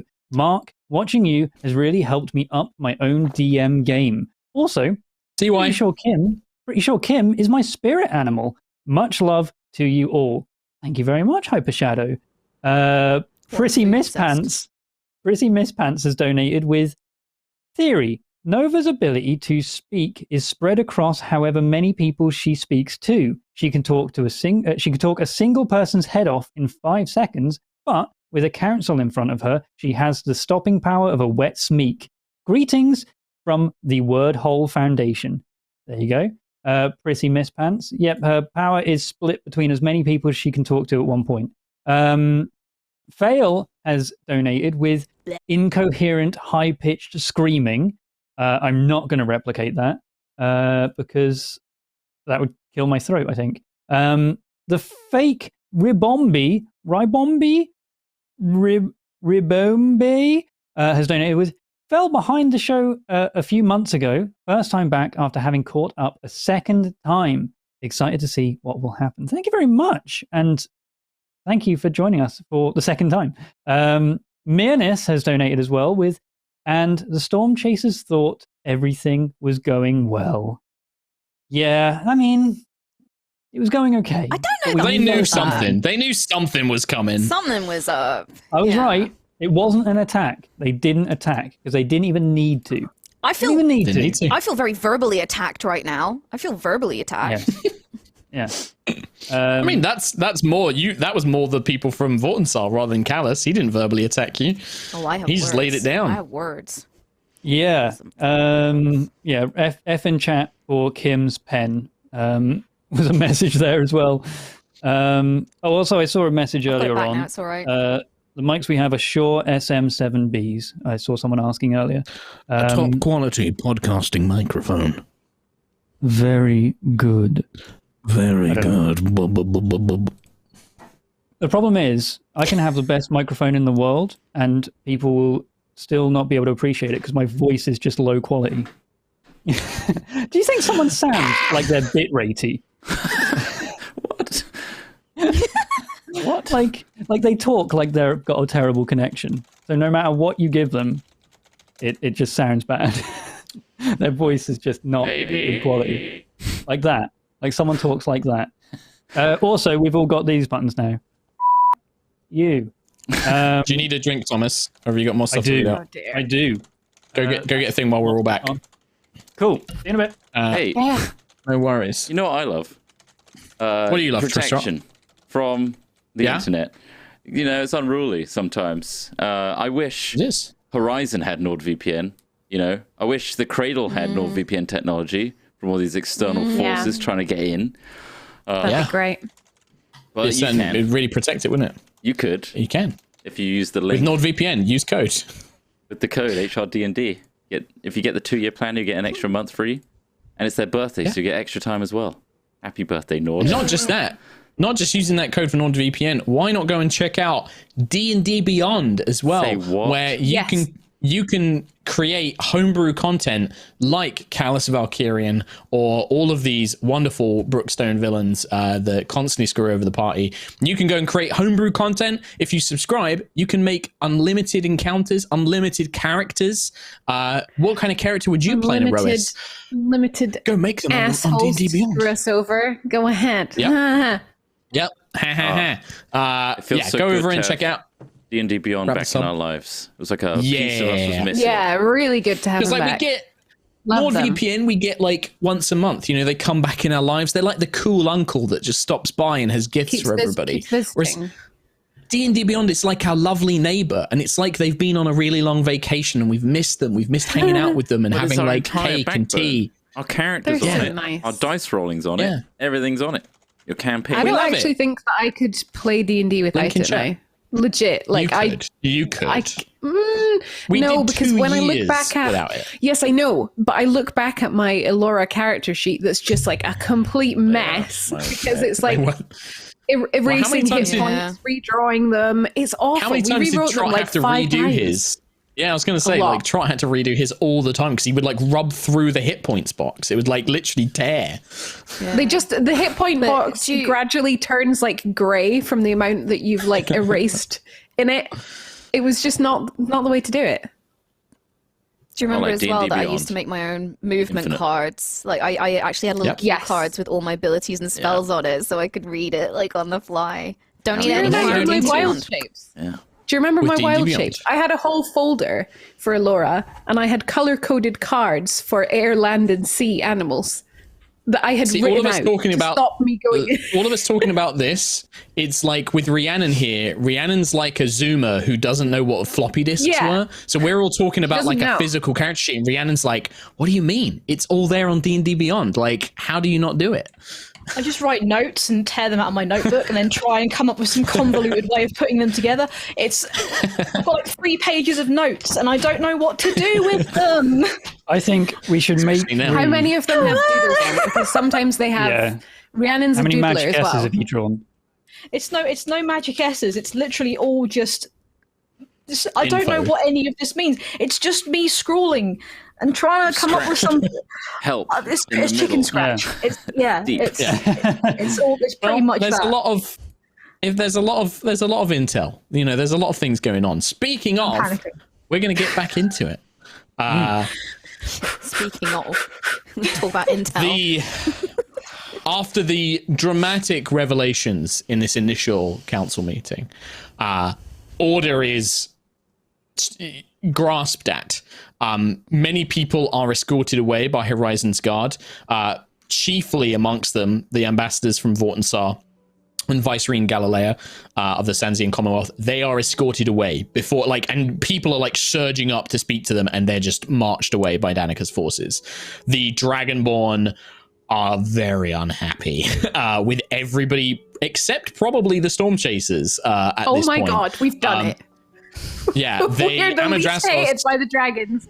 Yes! Yeah, Enemy of well, our I enemy. mean, maybe not least hated. Like, all of the other nations are kind of all a bit lost. Like, all of the other leaders who aren't directly involved are all just sort of like, what is going on? What's happening? The Dragonborns they're pissed at obviously the people that have aligned with Starbing, but they're also pissed at Danica for not letting them, attack them. But they're definitely kind of, when you've got that friend who's just like, what an asshole, right, buddy? And they're looking at you like that's how they're seeing you now, like they're kind of temporary ally. I could deal but with yeah, that. That's a relationship that I'm comfortable at that level with them. Not too Yeah. buddy, just I common agree. They cause. are an asshole. The rest, everybody else is pretty much diverted away from this chamber, having sensed that there's already been like a disruption. There are people that are effectively allied with this force that wants to threaten Aerois. Everybody's separated. You guys are left in the council chamber with Danica, who, when you kind of like, when everything's said and done, she's just there, kind of like resting her hands on her chin, just deep in thought, and is kind of looking at all like the notes and everything that she's been given, and it's just you guys and Danica. Rain is there, probably Sky Prince Aradan, because I think he's close enough to you guys that you know that he's allied, and Danica knows that he's allied with you as well. So it's really just Rain, Sky Prince Aradan, Danica, and you guys for now. What do you guys want to do? Like, this is immediately after like everybody's kind of pulled out of the council chamber. Obviously Nova's got things on her mind. So what do you guys want to do? I hand it over to you. Well, you held on to that one for a little while, but it does beg the question. Starbane's clearly been contacting leaders of Aerois, or in contact for a long time. Sky Prince, I mean, I hate to ask this, but have you received any kind of communique from him? Not at all, no. But I mean, I suppose not myself, but we know that some of our nobles were working with him. It's the only way that the Magrona, that Democles would have aligned himself. Perhaps he reached out to those he thought were more susceptible, perhaps because we were already allied. Lucius. He wouldn't. I think that wouldn't may have be risked it. That would have made. We would have been aware of what he was doing, surely. So maybe. Indeed. I don't know. Maybe there's other people in this room that were already considering joining him. Maybe they haven't yet, but they might be in discussion. We can't trust that any of them are completely free of contact with him, surely. Danica kind of thinks things over.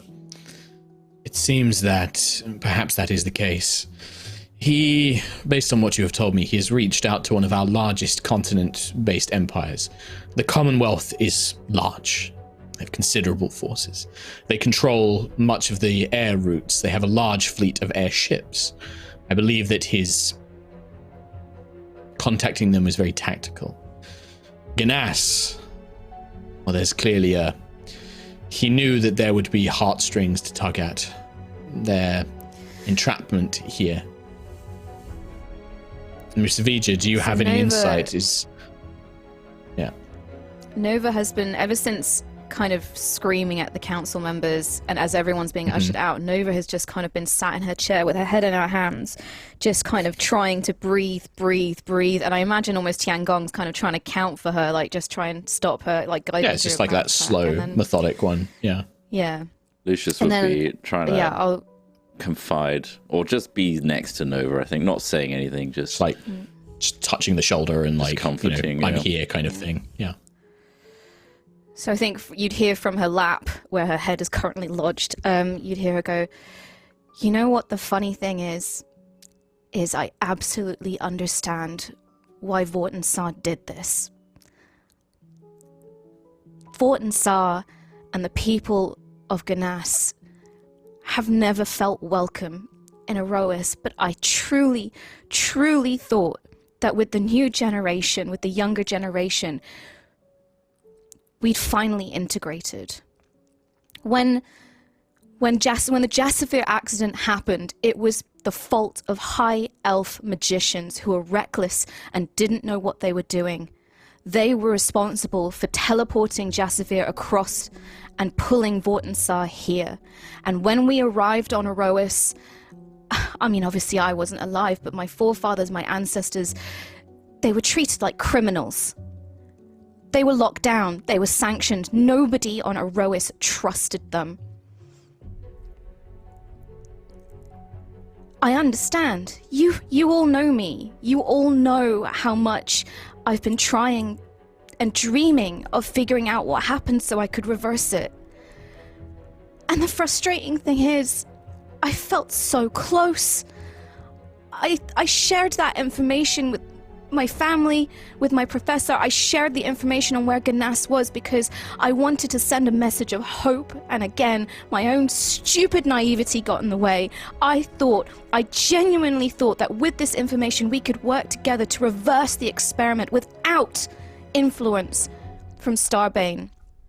But he got here first, and now that I look back on it, I just think that this is stupid. I should have never have expected that we could have done it. I should have never expected... What was I thinking? We could teleport back and switch back to a planet of Ganas that is under the Valkyrian Empire's control? I'm sorry. You all know I almost once agreed with Starbane, but I saw Sentry through talking to you, through seeing the Empire through my own eyes. It's not living, is it? I don't know what to do. I don't know what to do. I understand why they did it. I understand. They want to go home. They want to go where they belong. It's not over, Nova. They haven't. There's not anything stopping them from changing their mind. We have information that they don't. You changed your mind. They can change theirs. We just need to... It's going to be hard. Like But Danica they said, Starbane played a hand that worked. At least we know how he voted, though. works. Titan and River said they voted. Why didn't my family tell me? We don't know the full truth. But we are going to find out, okay? We'll get to the bottom of this. We need to put our point across. Starbane has played his hand. It's time for us to play ours. Indeed. Danica kind of stands up. I admire Vortensar's democratic nature, Miss Novavica, and as you've seen in Horizon, we try and emulate many elements to it. I myself, I only stand because the people choose me to, but I have learnt over my many lifetimes, people don't always choose what's best for them. It's one of the difficulties. You give people freedom, but that is not always a good thing. Security, order, these things deprive freedom. Freedom invites danger, it invites chaos. Order provides safety and stability, but it takes those freedoms from us. I fear that with what I know of Ganas, you have a leader, I believe. I know you have your council members, but there is this leader, Harmony. I've heard them spoken of. They hold considerable sway over the people of Ganas, if I am not mistaken. I suspect that it is Harmony's influence, Harmony's belief that this is the right course of action that has likely swayed the populace.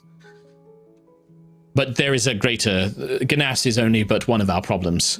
The Commonwealth represents a troubling matter. Many people will flock to its shores if they wish to believe in this message. As she's speaking, Marika, Quill's mother, enters, escorted by guards. I'm trying to kind of like this. My apologies, steward. I bring you urgent messages. I have been inundated with messages from all across Aerois ever since the meeting. That message, it wasn't just here. It was every major city in Aerois. We're getting reports asking if this is true. People are requesting stories, information. Smaller villages, smaller towns, it was not present in, but messages from the city will be spreading out. Some members of the Messengers Guild are apparently carrying some of this propaganda as well. They are no longer working with the greater authority. Well, thank you for more bad news, Messenger Guild, Marika. Thank you. I suggest you go and keep an eye on these communications as best you can. Thank you for bringing this to our attention. Of course, she looks at Quill. Are you all right? As well as can be. And how are you? I'm going to be very busy. Yes, these messages, but also hundreds of our messengers have stopped responding to our orders. They're acting independently, it seems. Cool. He didn't need an army. He just needed to turn us on each other. He's offered something to people. He's given them a choice. He's given them a choice between doom and a better life. Are we really going to say that none of us should consider it? As Tian Gong says, it gives you a choice between two evils. There's nothing to say that this better life... It's a better life in his opinion, till he starts blowing up worlds again. A century of living is better than annihilation now, to some. Not to all, but to some. We're thinking this is going to be a difficult situation. Danica, we need a third option. Believe me, Captain, I do not speak for myself. I am trying to put my mind in the mind of the people, regular, everyday people.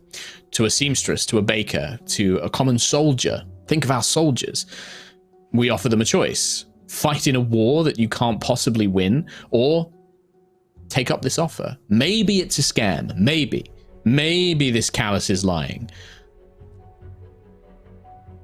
I just think in that return. I agree. I think that this is no black and white scenario. He's presented it as such. It's not. I think that there is also an element here that Callus has made this bargain for a reason. If I was in his place, making an offer like this, an offer which is going to cost him, the cost of finding new homes, of giving all the people of Aerois this better life, that's not an easy thing to pull off. Which must mean that invading is equally as difficult. That to me says that there's still a chance. Maybe there's a way. Maybe there's something here he's afraid of, or something that he thinks could shift the balance. And this deadline, surrender, making sure that he's already got advantages before the cradle falls. It could be that Siaska's the trump card. It could be that she's the one that could sway everything. But he's not going to make it easy. He's already got people in his pocket. He's already securing military advantages. He's put us on the back foot. But luckily there's still a few things he doesn't know. Certainly things about Horizon nobody knows. What do you all think? What are your thoughts now? I'm assuming that you wish to still stand against him, based on your answers now. You still believe that it is better to fight than to surrender? I did not wait Speak 500 honest. years to let Starbane turn Aerois into his own plaything. Spoken like a soldier, Sentinel Prime. But what about it? You have this potential. My understanding is that you could give a new life to Guardians. Are you really willing to commit them to another war? That's their choice to make. I give that to them. Mr. Keelek? Starbane hasn't given us any choice at all. We either join his empire or he massacres us. Siaska made the choice for us before, and he killed her for choosing for us, for choosing against his whim. We either die by Starbane's hand, or we join his empire and we die by Hadar's hand. That's no choice. But what if he's correct? What if he's right about this world engine? What if it can stop this Hadar? Do we know that it can't? Do we know that it will? It's his theory that it will. There's no but way that we don't can know. It's never been done. There's no way for us to It's know. his theory. Do we then... What about the gods? What about the Titans? Siaska. Bringing Siaska back. What if she She'd be just... terrified of them. It's a coin flip.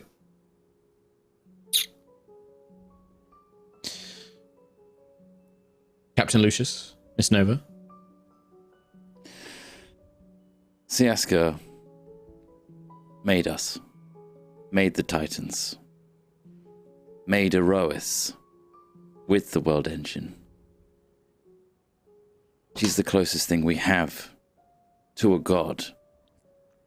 And she opposed Starbane, sacrificed herself. Why? I think that's worth considering. It is. I'm not. I do believe in the gods, especially Sayana. But I don't think they're infallible. What if Siaska made a mistake? What if what he says is true? What if he made this offer to her and she rebuffed it out of pride or out of revenge or hate or spite? What if she denied it for the wrong reasons? Can any of us say that she's perfect, that she made it for the right reasons? Until we can ask her, I don't know if we'll know that answer. And we can say the same for Starbane. He is not infallible. Miss Nova believed in him to at least have a code of honor. Do you think that he'd agree? Do you think that he'd keep to his word? Do you think that this offer he makes is genuine? You seem to know him the best, perhaps? We've seen planets that took his offer, Gideon Prime. I've seen it. It's beautiful.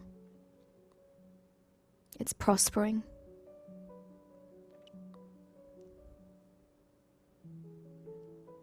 I don't know what else to say.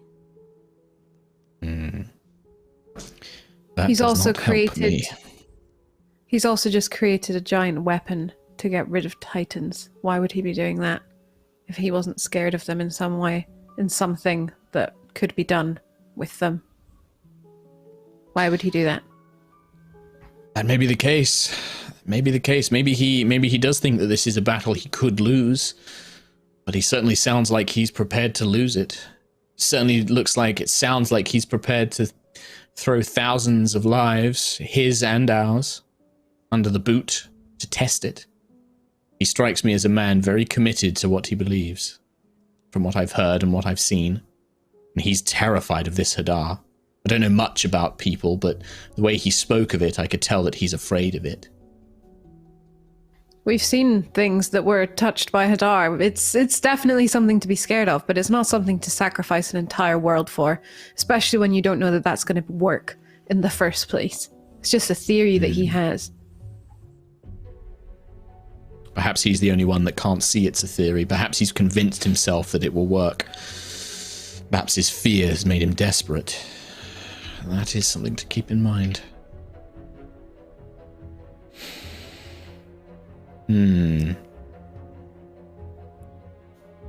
We have less than a year, do we not? Around that, by what Navarine and what you have said, what Callus indeed in his own message has said. The Cradle will protect us for a year.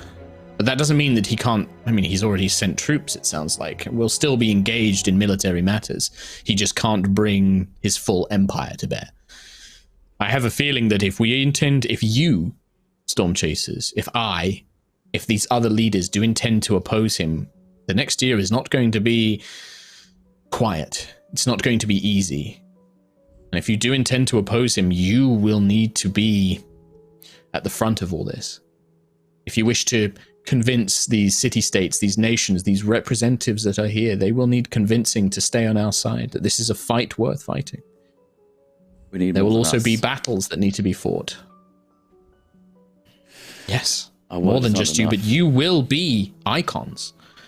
Do not display yourselves. Whatever confidence you may have, you are here. You represent some of the most powerful, myself included, of beings. You're heroes to many. That means something. We're not much use if he's telling the people that we're making decisions for him and fighting their battles. Instead of letting them, he's effectively just told the world that we're making their decisions. We're not going to be popular. We need to turn that around. If we want to be symbols, then we're going to have to fight and turn that around, because he has just communicated that we are an enemy. We need a symbol. People of Aerois are strong-willed. Many of them will wish to fight, just because it's in their nature. You know this, Ayla, the Wild Elves. I have no doubts that the Wild Elves of Aerois will submit to any foe. no matter how great, they will fight. I believe that nations like Gold Throne is a worry. It's struck between two different people. I can see the dwarves of Bloodvale. I think they would fight. I think they would fight for their land, fight for their home, for their gods. Gold Throne, Savonans, they're driven by prosperity, they're driven by wealth. And if Callus offers them that, I can see them being swayed by it. We'll need to support one way or another. A mess. A big mess. Lucius, you could have some serious influence in Gusthaven. Tell the Make people. no doubt, Tell them Ayla. what happened. Exactly. I promise you that Gusthaven will stand by you. The people will stand by you. You've saved them, you've protected them, they know who you all are. Not just Lucius, but all of you. I stand by you. And if there is nothing else, I do believe that the people like me. If we need to convince them to fight, we will convince them to fight. I consider Gusthaven an ally of whatever path you I take. do too. But evidently Damocles was still working with him from within. We need to rule that out. Our mutual friend will make sure that anybody who's working with Damocles is rooted out. I believe we need to go to the source of the very thing Starbane hopes we don't utilize in under a year, and that is Siaska herself. That will be our beacon of hope. If they can see her. What of this girl, Vala? She's a part of the I puzzle. know the Dragonborn. I know that the Bloodlord and the Dragonborn see her as a bargaining chip, but I know Callus was willing to capture her, has taken her. Maybe that she is indeed part of all this. Perhaps her and Siaska are our greatest chances. Can I, in the messenger ring, just say, do we tell her that Vala has divine power? I think she's our next move, guys. Oh, man. We need to unite. Tom's going to pull out a big move. He's got a big move. I want the big move from Tom. Here it comes. Can I cast Zone of Truth?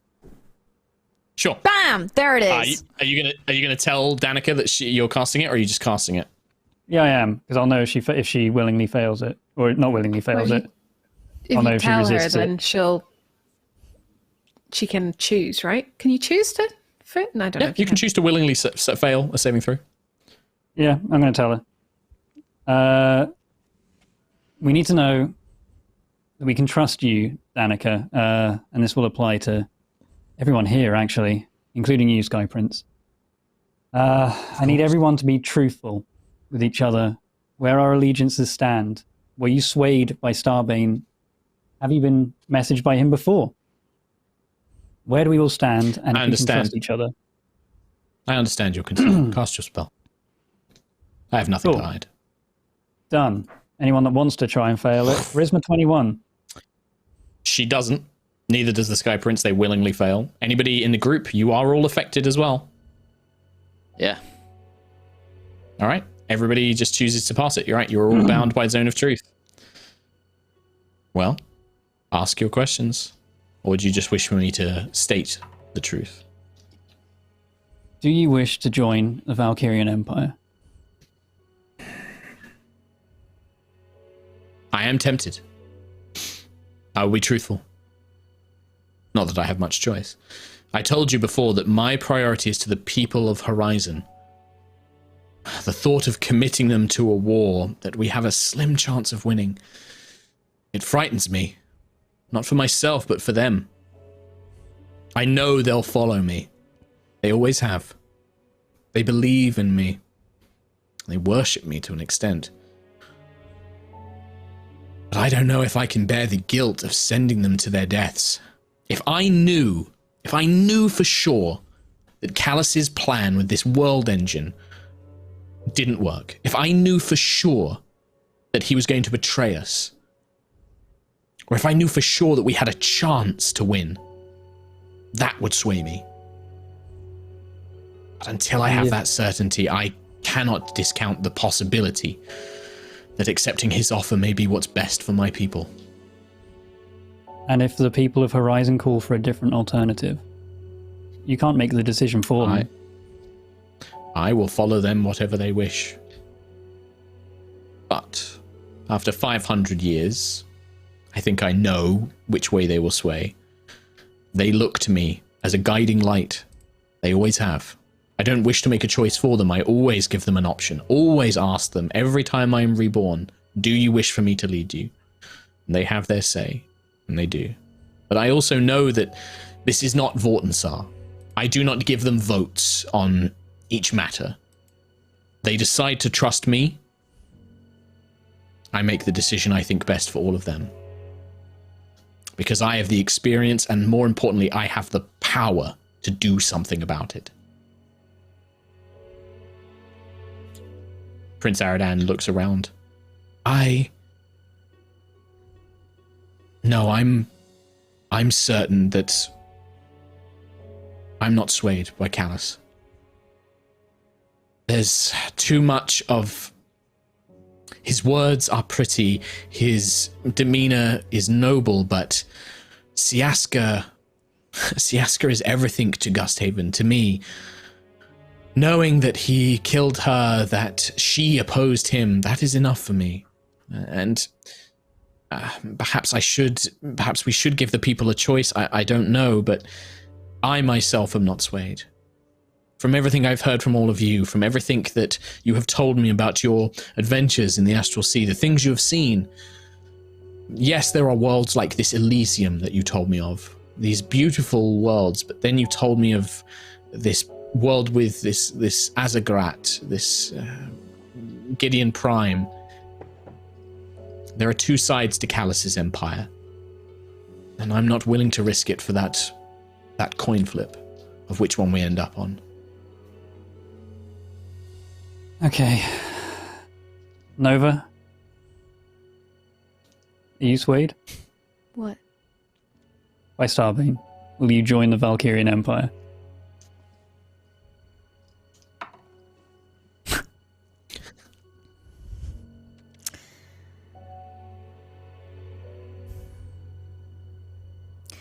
She's going to lift up her scarf. She's been having it in her hands this whole time.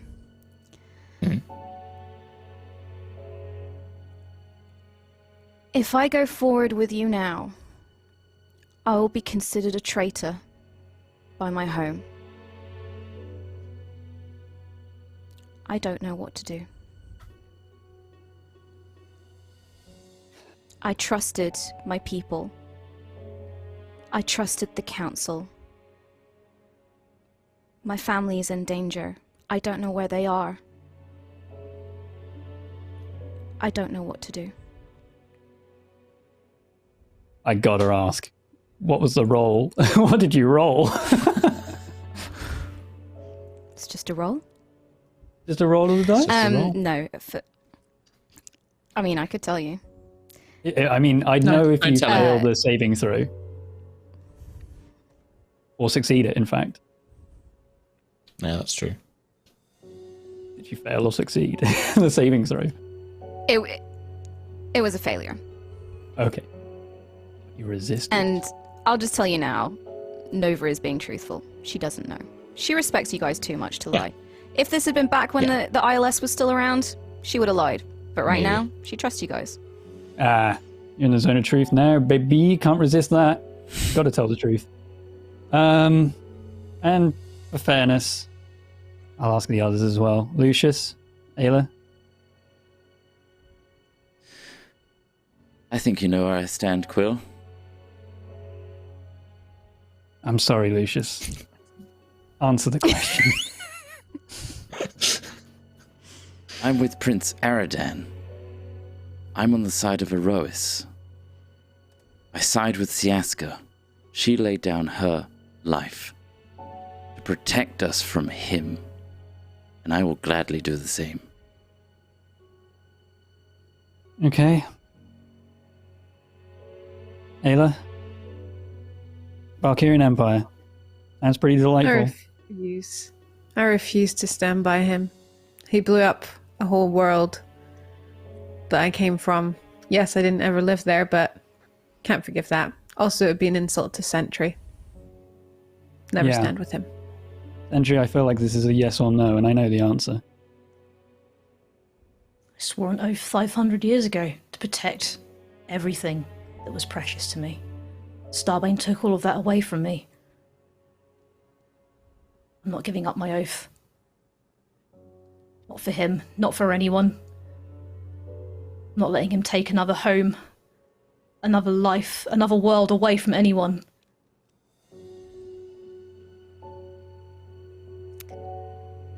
Okay. Well, we know what will happen when we stand against anyone that's decided to join Valkyrian Empire. He may use them to send armies against us. We'll be fighting our own people. Even if they've joined a different empire, they're still Aerosians. Keelek, I have a question for you, because you have not answered your own question. Were you swayed by any of this? I was. It's hard not to be. But I know what will happen if we decide to not join him. It's easy to fall into what sounds like safety, but it's not. It's not safety. We would join his empire to become a part of his army. If we don't join his empire, then he sends his army. We can't join him because I believe we have a chance. I genuinely believe that we can rally enough people to not just fight against Starbane, but also find a way to solve this Hadar issue. Maybe it's the world engine, maybe it's not. Maybe Starbane is completely wrong. Maybe Siaska is the answer. But then it means convincing You are the a Titan. seer, aren't you, Keelek? You have the power of sight. I do. Can you answer here and now? Does Callus's plan for this world engine succeed? I'll use the eye. Will it work? With that question. Yeah? Yeah. So what's the question? You tell me. You've got to ask it, not me. Does Callus's plan for the world engine work in defeating Hadar? You watch. As the eye becomes grey, the fog fills your mind, and your vision accelerates. It rushes. You see an invasion of Aerois quickly descend before you. You watch ships come and go in billions and billions of a second, kind of shuttering through. You watch as the planet is torn apart, and at its heart, some device is secured. The Tassadar, Callus's flagship, flies it across the astral sea into a world filled with that dead grey flesh. He fights his way, Callus himself leading the charge, his sword, this Tiangong blade in his hand, as he carves a path towards a fraction of space. One that's oddly familiar. A single distant red star, seen from the helm of a ship. But you are not there, your friends are not there. Callus stands alone, and with all his rage and his hatred and his grief, as tears flow from his cheeks, he hurls the world engine into the crack, into this rift in space. It's consumed, swallowed, as his fleet, his empire is torn apart around him. You watch as the world engine is pulled into that space, and that humanoid figure, the featureless figure except for its too wide, toothy maw, just smiles. As it explodes, it draws the energy in, and you watch as the very nature of reality breaks and shatters. The astral sea becomes merged with the far realm as Hadar ascends to a greater level of power than has ever been seen. His tendrils reach out, gathering multiple worlds at once, pulling them into giant maws the size of planets, until there is nothing. Eventually, Hadar consumes itself, and your vision ends with an endless void of nothing. Oh my god. Whoa there! So, Answer unclear. Oh god. I mean, it destroys absolutely everything. so Everything. I think yes. that's a no.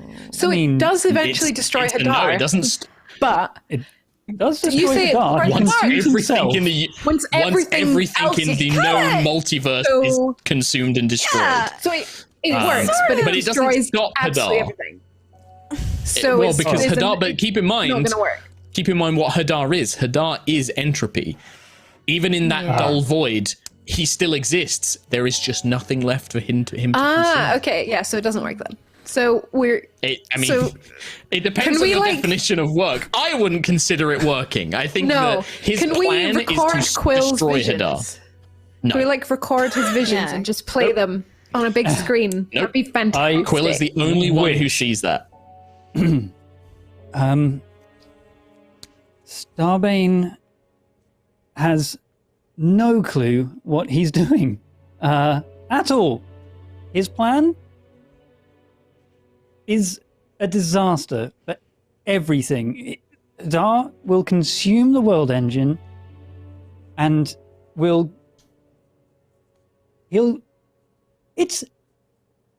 no, it doesn't work at all. It would destroy So- everything. Everything that he's trying to do is not even going to work against Hadar. Not even a little bit. How the hell do we communicate that to the entire world? Because that's very comforting in a way, but also terrifying because everyone now thinks that is the thing that needs to happen. Wait, Eh. we don't need to tell every single person of Aerois. We need to tell him. But We need to convince prove it. Starbane. He won't believe us. He's an ass. Is he He's a man though? driven by fear. But also He is. reason. Well, you have at least answered my question. As I know that you are telling the truth. Even if it is a truth that you believe, you still believe it to be true. And given that your power of sight comes from our gods, from Siaska, I am inclined to believe you. So Horizon stands with the crew of the Storm Chaser. And to that extent, allow me to reveal some of my own information. My fear is that if a war base? breaks out, Horizon, the Sky Cities, and this is of importance to Sky Prince Aradan, the Sky Cities will become a vulnerable target. If Callus knows the winds upon which these Sky Cities, the routes that we take, he will know where to strike. I have developed a way to move Horizon, to make it mobile under my own command. Oh, It will be difficult to replicate in Gusthaven, as it uses my own power, the power of the Phoenix. But we have been testing it, and I believe it to be operational. So consider Horizon to be your bastion. We have defenses. We can keep mobile. Even if Callus does bring his forces here, Horizon at least can give us hopeful safety. It is exhausting. If I am empowering the engines, I cannot fight. It takes every ounce of my magic to move the city, but I can move it.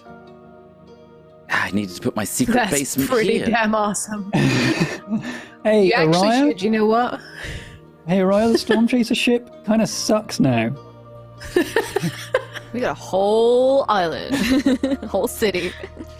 Y'all remember those of you who've played FF8? You know when the garden can move? It's kind of Yep. like that, like the whole garden. Yep, that's the first Balam. thing, Balam Garden, that I thought. Yeah. Oh, We're playing Final love it. Fantasy VIII. Yes. With a Do you little bit know of my one Sephiroth? piece of advice for DMs who want to create campaigns? Take all your favorite things and just put them in it. That's Yeah. what I do. That's what I Yeah. do. So, I love it. yeah, she kind of like nods. Yeah, I don't believe we'll be able to convince everyone on Aerois.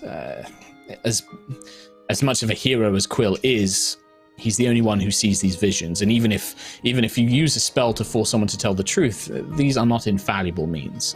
I believe you because I've come to know your characters, because I put my faith in the gods that we believe in. But it's too easy to dismantle this as a delusion or perhaps a trick. If you believe that you can How do convince we- Callus Starbane that he's wrong, by all means, go ahead. Yeah. But I'm afraid that you'll How do we have do more that? experience in that regard. We're not very good at making friends with like those kind of people. Kind of Well, tend to piss them maybe- off. We have one. We have Valor. Maybe Well, yeah, Yeah. but we don't have to do it. Valor can talk to him. And if Do you not think that Valor, would actually maybe work? even Siaska herself. It does strike a pose. It does strike a question. Siaska is a true divinity. Perhaps she knew that the world engine wouldn't work? Is that why she denied him? Because she knew that his plan would fail? Quill's sight is a partial gift from Siaska, channeled through Hesper. Perhaps she knew. Why would Callus not believe her? Does Callus not know that Siaska is capable of such thought? Such power? I saw an argument between them. They were arguing about Alfheim, about its destruction. They fought, and, well, you know what happened in the end. Just because you love someone doesn't necessarily mean you agree with them. Oh, wait. do you think there's There maybe it any is. small tiny chance that Vala has learned some other crazy power, because you know, crazy powers, that just shows people's visions to other people? That'd be great. Oh, That sure be One can great right hope. now. Yeah. Either way, he has a goal, and that's to defeat Hadar. He's probably hell-bent on this plan because, as far as he's concerned, if this doesn't work, then what will? I mean, we need an alternative. We do. Then perhaps, if I may make a suggestion, whatever happens, things are going to become difficult. If we are to be aligned, if Gusthaven Horizon aligns with the Storm Chaser, if we can convince some of the other nations, I fear that you will only have small amounts of your own time to accomplish what you wish to. The next year is going to be full of us doing diplomatic missions, combat, fighting. You will be sent in to engage enemy forces. If there are things you wish to accomplish, you may only have a short chance to do them.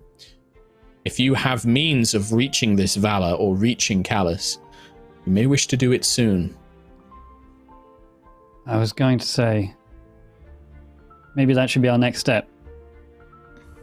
We have a means to, well, we acquired them a while ago, a means to attack the Tassadar, in a sense.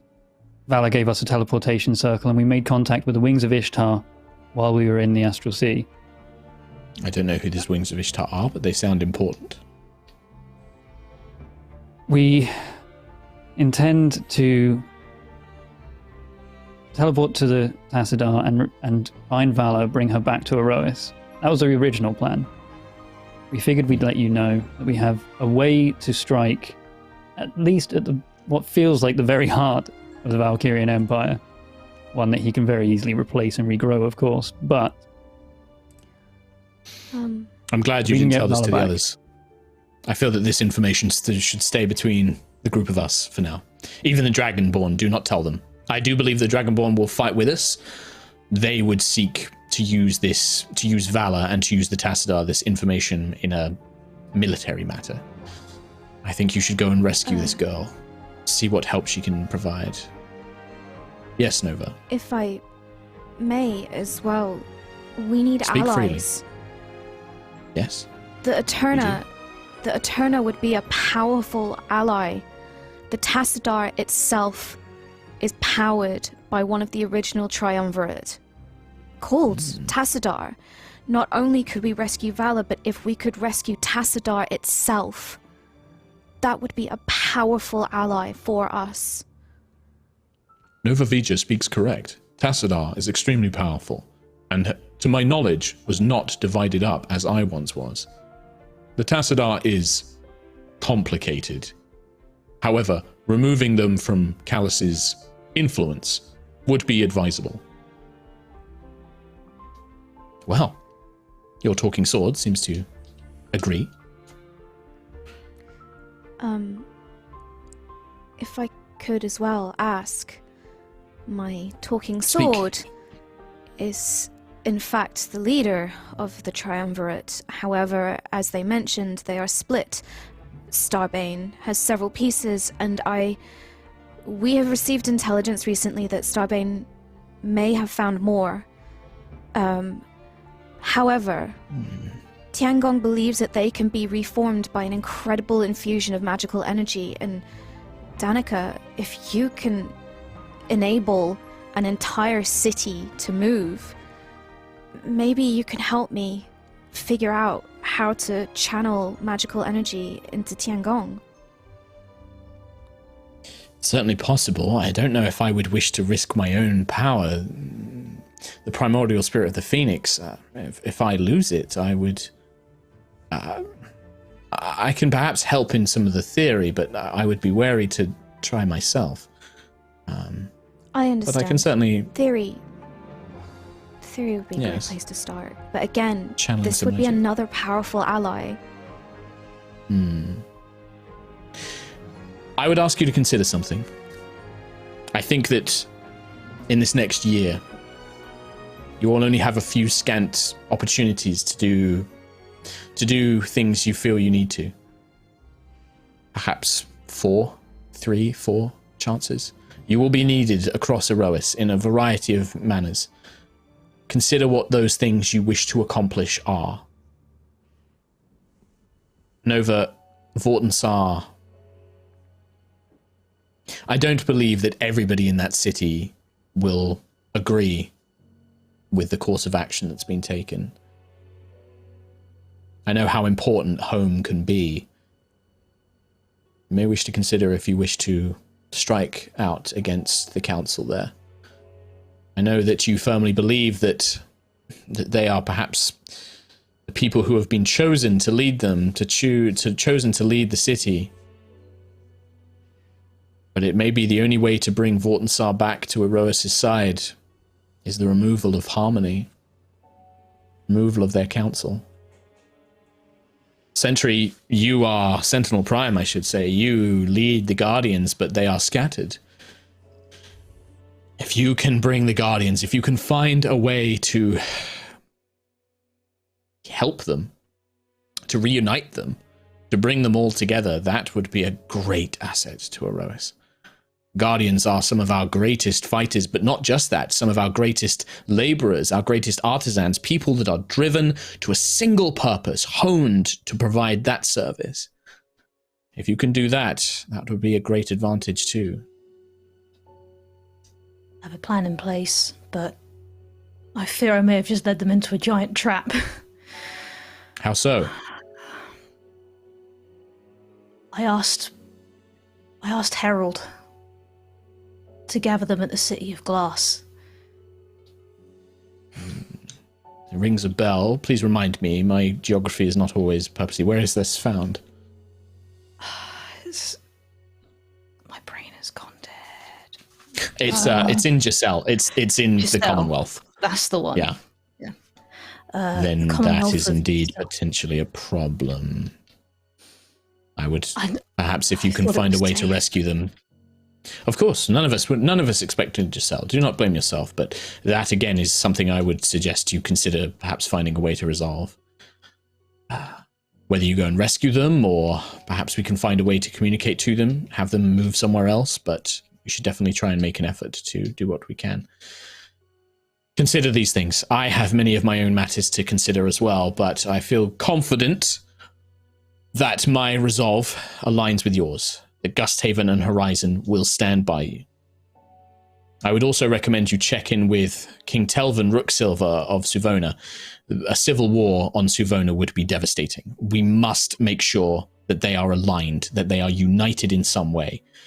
I fear that the guilds of traders and the Traders Guild and Guildmaster of Suvona will be swayed by Callus's offer. Dalinor Brassworn is a man who is concerned with wealth primarily. King Telvin, he follows the advice of his people. Dalinor may sway him. Uriena is an ally, I believe. Consider what you wish to do there as well. I'm sorry to put so much on you, Storm Chasers. I wish I could solve all of these problems myself, but I must attend to Horizon itself. Our hopes, not just, in fact, no, from what Keylek has told me, not just the hopes of Aerois, the hopes of our universe may rest on these few actions. I know that is a lot, but you have risen to the occasion up till now. I expect you to do the same now. Get some rest. I feel like you may need it. Pressure. Hey, it's not an epic level D&D. It's not an epic level D&D campaign if the fate of the universe isn't at hand. Oh, Under my pressure. God. Oh my God. Oh my God.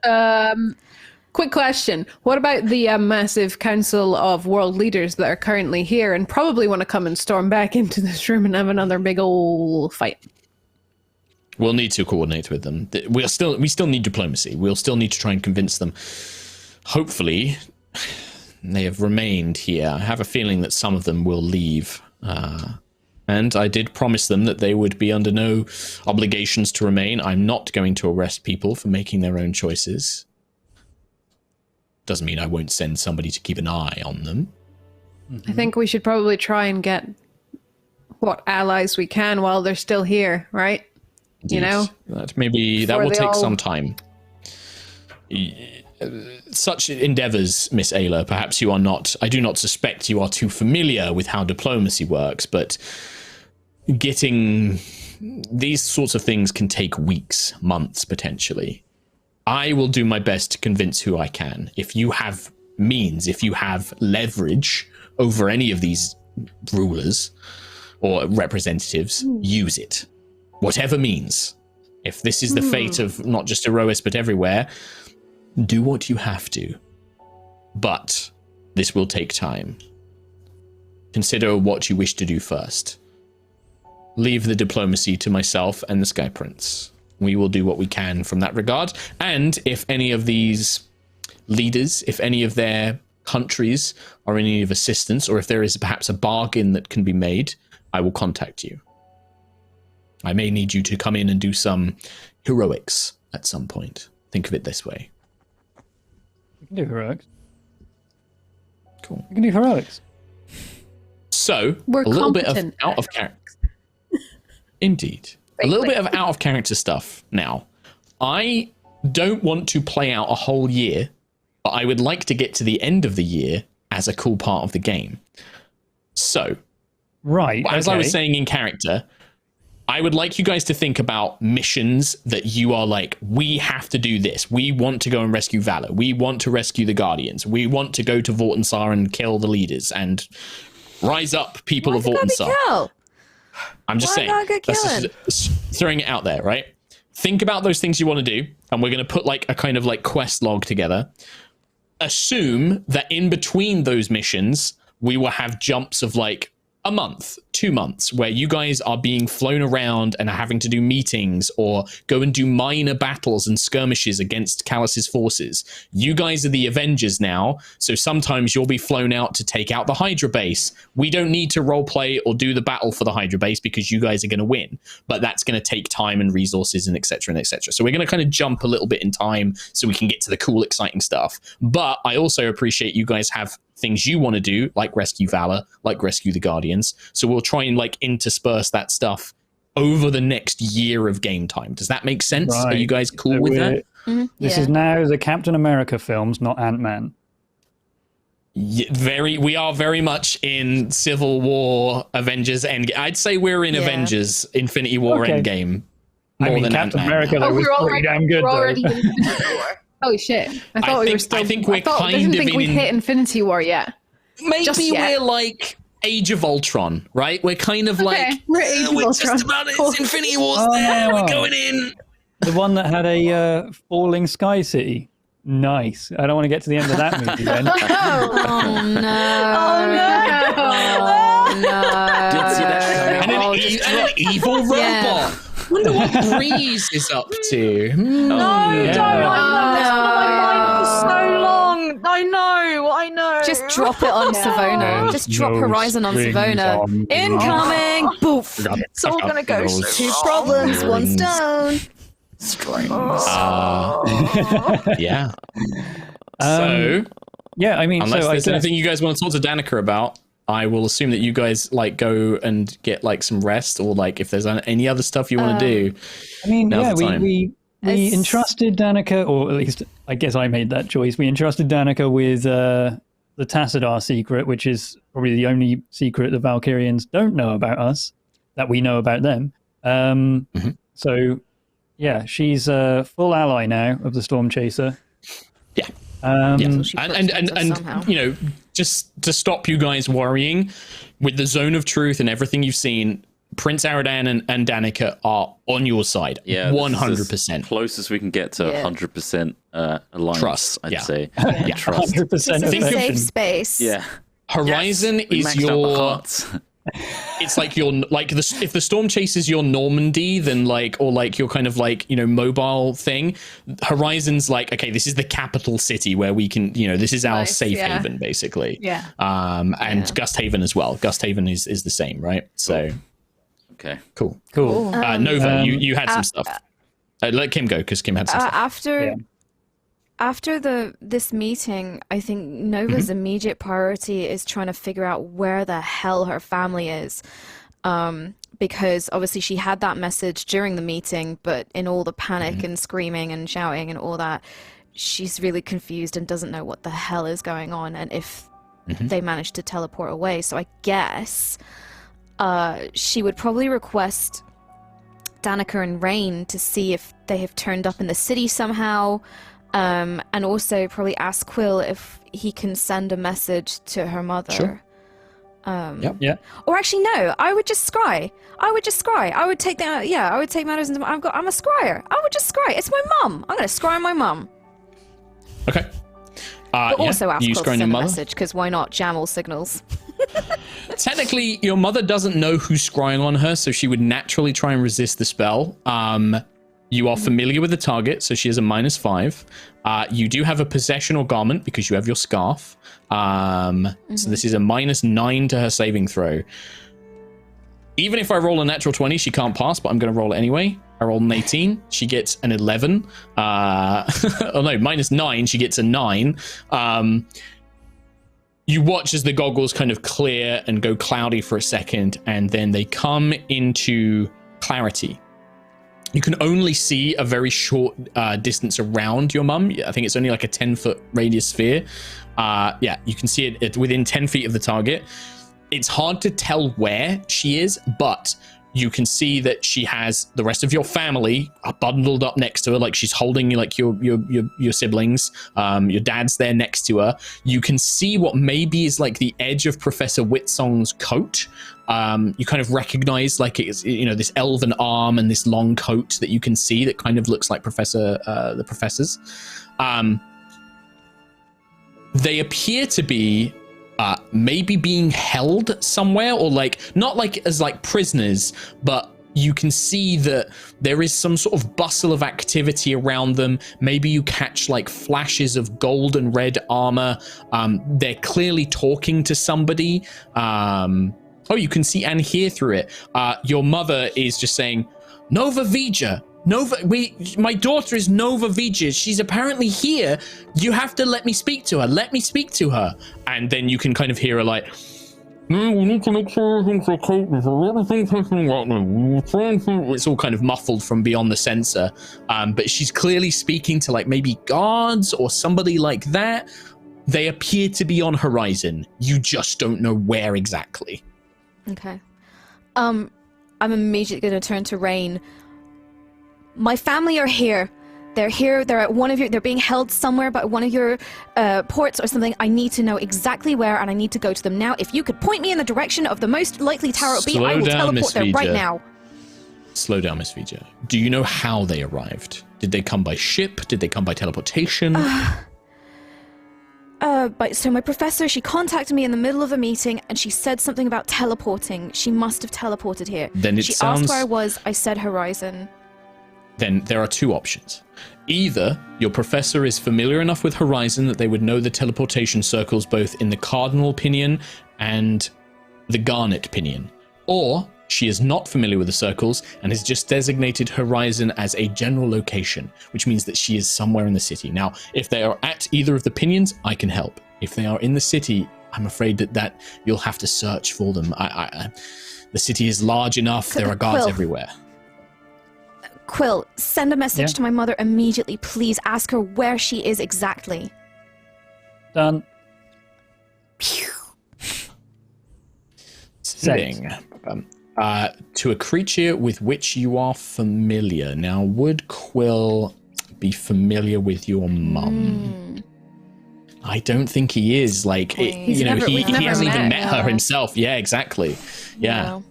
I just imagine Nova but older. I mean, that means you'd end up sending a message to Nova. Shit. Why are you in my head? Why are you in my head? What? Miss Vija, I will instruct all of our forces to be on the lookout. If you can give me written descriptions of your family, I will ask that if they are found, they are brought here to the Citadel.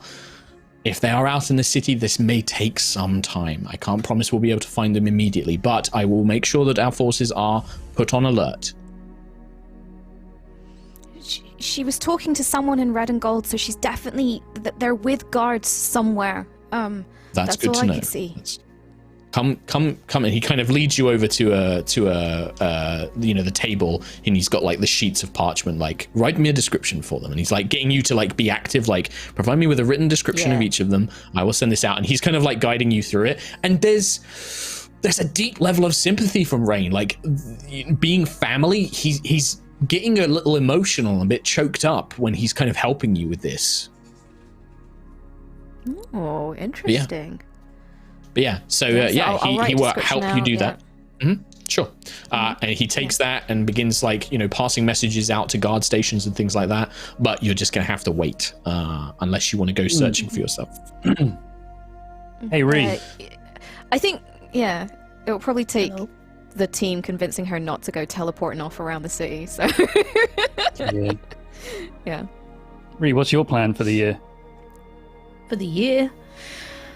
I gotta save the Guardians. You don't have to decide now. Yeah, you don't have to decide now. This is something where I'd like you guys to think about it. Because my assumption is that maybe Valor is going to be maybe number one. That was the kind of assumption I was going with, that you guys want to go rescue Valor first and foremost. Then maybe a bit of time. Or the Guardians. It was the Valor or the Guardians would be like number one priority. Yeah, and then we'd go through everybody's stuff as they go through. Yeah. And also there may be opportunities where like you guys are like, we want to do this next. And I'm like, whoa, Danica comes to you and says that this place is being attacked and you need to go there and help, or Callus is going to capture it. What do you want to do? There's going to be that stuff. I didn't plan for that. You're going to do this pre-generated mission instead. No. It's more like, in like games like Mass Effect, where it's like, okay, we're going to go do that. We're going to go and save the Normandy crew. Oh, fuck, they've come and kidnapped everybody, and now we've got to decide which one we're going to. Oh, no, it's going to be more like that. So, not so linear. Cool. Yeah, it's not linear at all. It's more like you'll have choices to do, so. Now we're at the meeting. Can someone recap me specifically? Quill would know, because he's a smart boy. Tom, damn, he's thick. The Halls of Infinite Resplendence and the World Engine and the keys we need to get. We've got a key from Palador, right? Yep. And we only need one more. We were thinking of getting it just from Hesper, right? But am I wrong that the World Engine is pretty much in the Halls of Infinite Resplendence and we need the keys to get into it? Or the World Engine is in the center of Aerois. It's like the core of the planet. The halls We have had the theory access that to it. it's going to have access there. Right. Okay. En route. No. Yeah. And as a point, the halls of infinite resplendence, from what you've understood, is a kind of divine space that's occupies where Atelicus caused the great event that kind of split Aerois apart and things like that as well. But it's kind of like this like god house realm place. It's kind of a mystical thing. Yeah. It's like a religious thing. What we got Cool, to do yeah. is you get a key and you just start waving it around in the air, pretending to do the unlock gesture until it finds a hole. Yeah. There it is. Got it. Okay. Yeah. I just wanted to remember Oh yeah. So the exact details of just that one because I from- just lost it. from my notes, it was where is the world engine located? The islands of the Starfall Archipelago. There's an ancient temple made of stone and light, and in the central chamber, there's a beam of light from a stone sarcophagus that goes up to the cradle and to the very core of the planet. And that was where. That was because it came from a Quill vision. As a point with That was Quill's a Quill visions, vision, though. they are sometimes abstract. So while Quill may have seen a Yeah. physical temple, that doesn't mean there's a physical temple there. It means that Yeah, there is yeah. a holy space. Same way when Yeah. he had the visions of like the bottle and stuff. Yeah. It's When's our abstract, shit right? Gonna be in a Yeah. bottle. Yeah, Yeah. exactly. Yeah. Yeah. Yeah. But between Right those now, two, you're- we've been kind of you're led in the towards. Now, because you're like stuff's happening. Oh, because we're trapped. Right. Yeah. Yeah, that's the vision, and that everyone's pushing you which way you want to go. Oh, and when the bottle cracks, that's the cradle. I get it. We've been in a bottle this whole time. Yeah. We're just Also- No, it's like I was really Orange proud of that and one. That's why I black wanted when to it's- point it out. I was just like, Yeah, I know. get it. Yeah. It's good. Get it? Okay, cool. So, figure out next step. Next step, Tassadar. Next up, the Tassadar. Get that Valor back. P You much. teleport over there. Yeah. Get that Tassadar. Valor back. Get that Valor and get back. the Tassadar Get as well that if we Valor. can. Yeah. Take over I think it'll depend on Tassadar. how it goes. Turn it around on his own fleet and just start blasting. Plow it into the middle of Hadar and just hope. End of Aerois. Hope. Sure. Sure. Yeah. That's my plan. No. No? Yeah, no. Whatever. No. I think we should also upgrade the Storm Chaser potentially. Oh, who cares about Get the ready storm to chase? fly We that should shit, upgrade mate. our city. Our But we can't. fucking- But Danica needs to take so much energy to move that place. We can't rely. We We need to need be the mobile, airship. independent of Yeah. Horizon now and again. No, Yeah. Also, Exactly. no, Horizon can't go into astral space. no. That's what Yeah. we need the Storm Chaser Yeah. to be able to do. We need the Storm Chaser in astral space. You're right. get You don't out. need to We take gotta control go of to the space. Tassadar. Pretty cool if it did that, wouldn't it? It'd be pretty cool. We send the Tassadar down to Horizon, retrofit it all, so the Tassadar is Horizon, then we fly Horizon into Hadar. We're not flying Horizon into. So you're kind of Sephirothing I mean, it. You're kind I'm of hearing a lot Sephirothing of like, we it, can't, which- we can't do that. You don't know. It's D&D. If I roll persuasion well enough, we're doing it. That's what it'll I I will be. persuade agree to God this. to spare us. I'll agree to this if we can get the copyright to play One Winged Angel and when we do it. Yeah. So yeah, let's do it. You know. Yeah. Let me just roll Yeah. something real quick. Hey, Hadar, could you just stop? See what I roll? 24 on perception. Yeah, let's go with that. Persuasion. No, that's not how it works. No? No, perception, not very good at persuading people. All right, well, here's my persuasion. 17.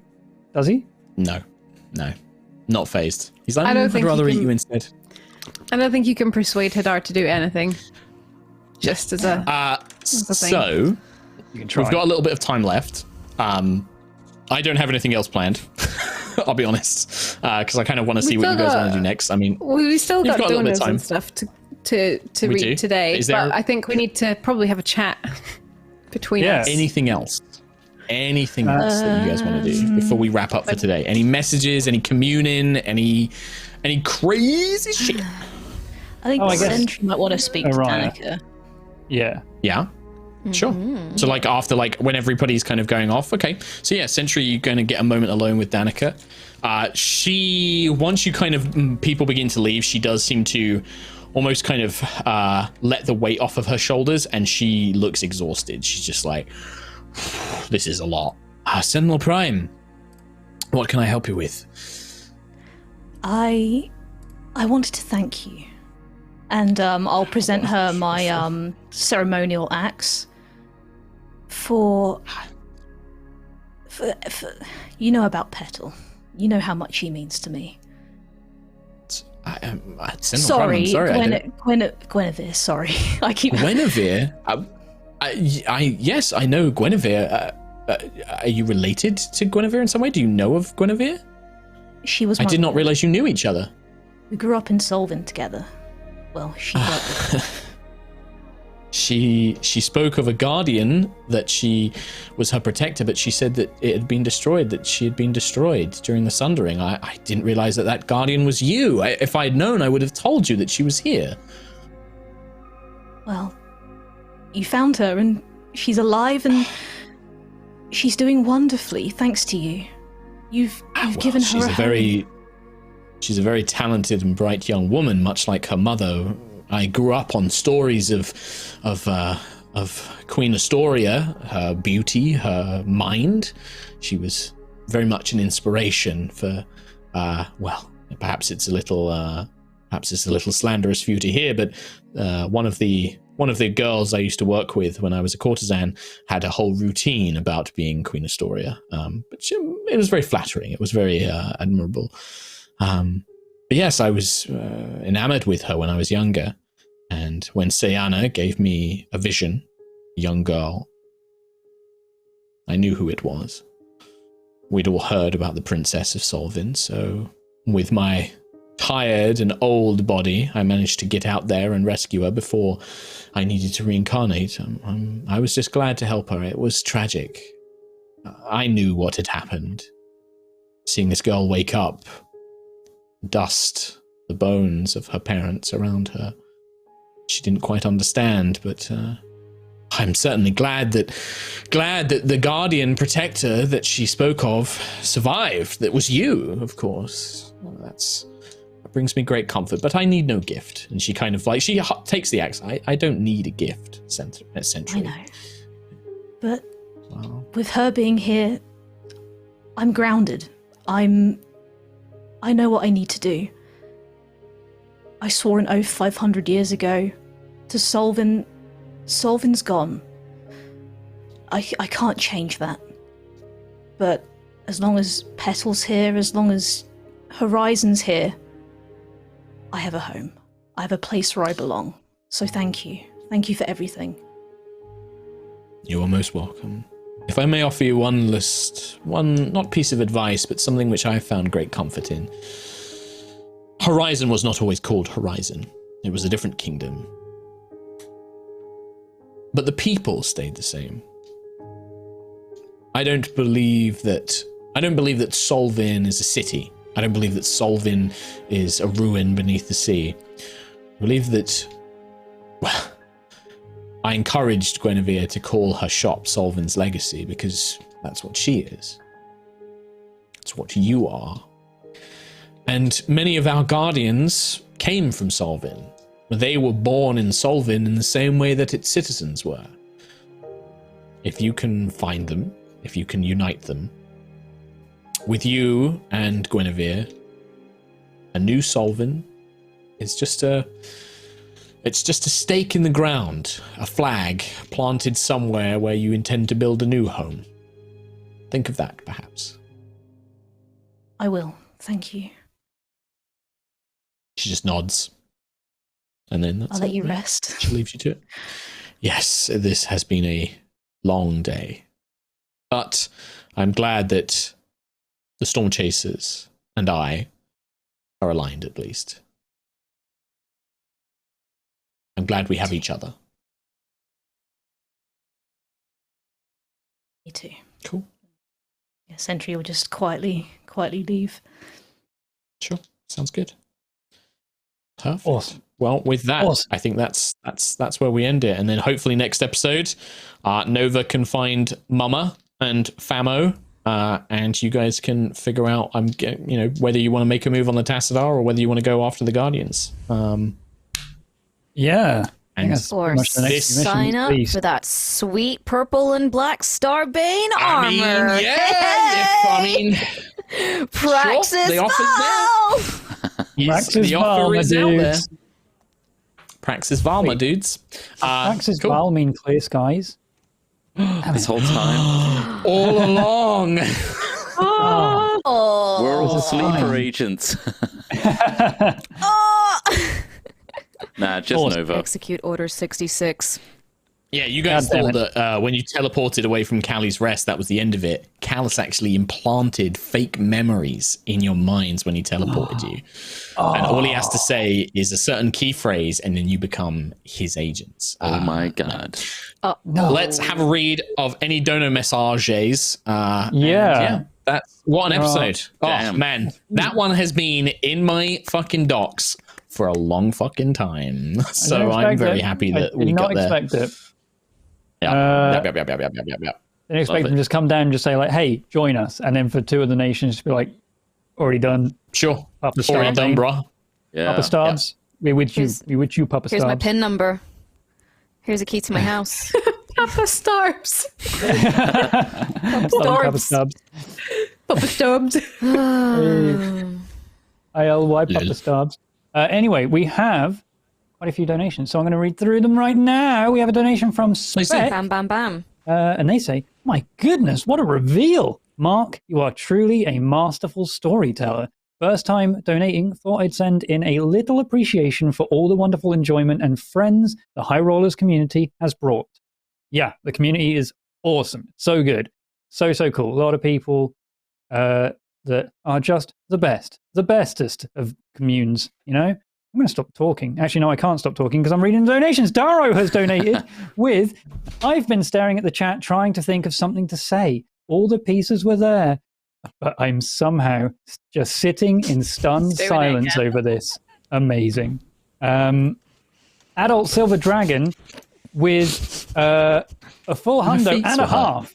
$150 from Adult Wow, Silver that's Dragon. a lot. Thank you very much. you. Crap. Thank you very much. you. Hey, High Rollers. I've been catching up on YouTube since March of last year when a friend at work invited me to my first D&D game. Diving into this hobby has been so fun over the last year, and this is my first time watching live.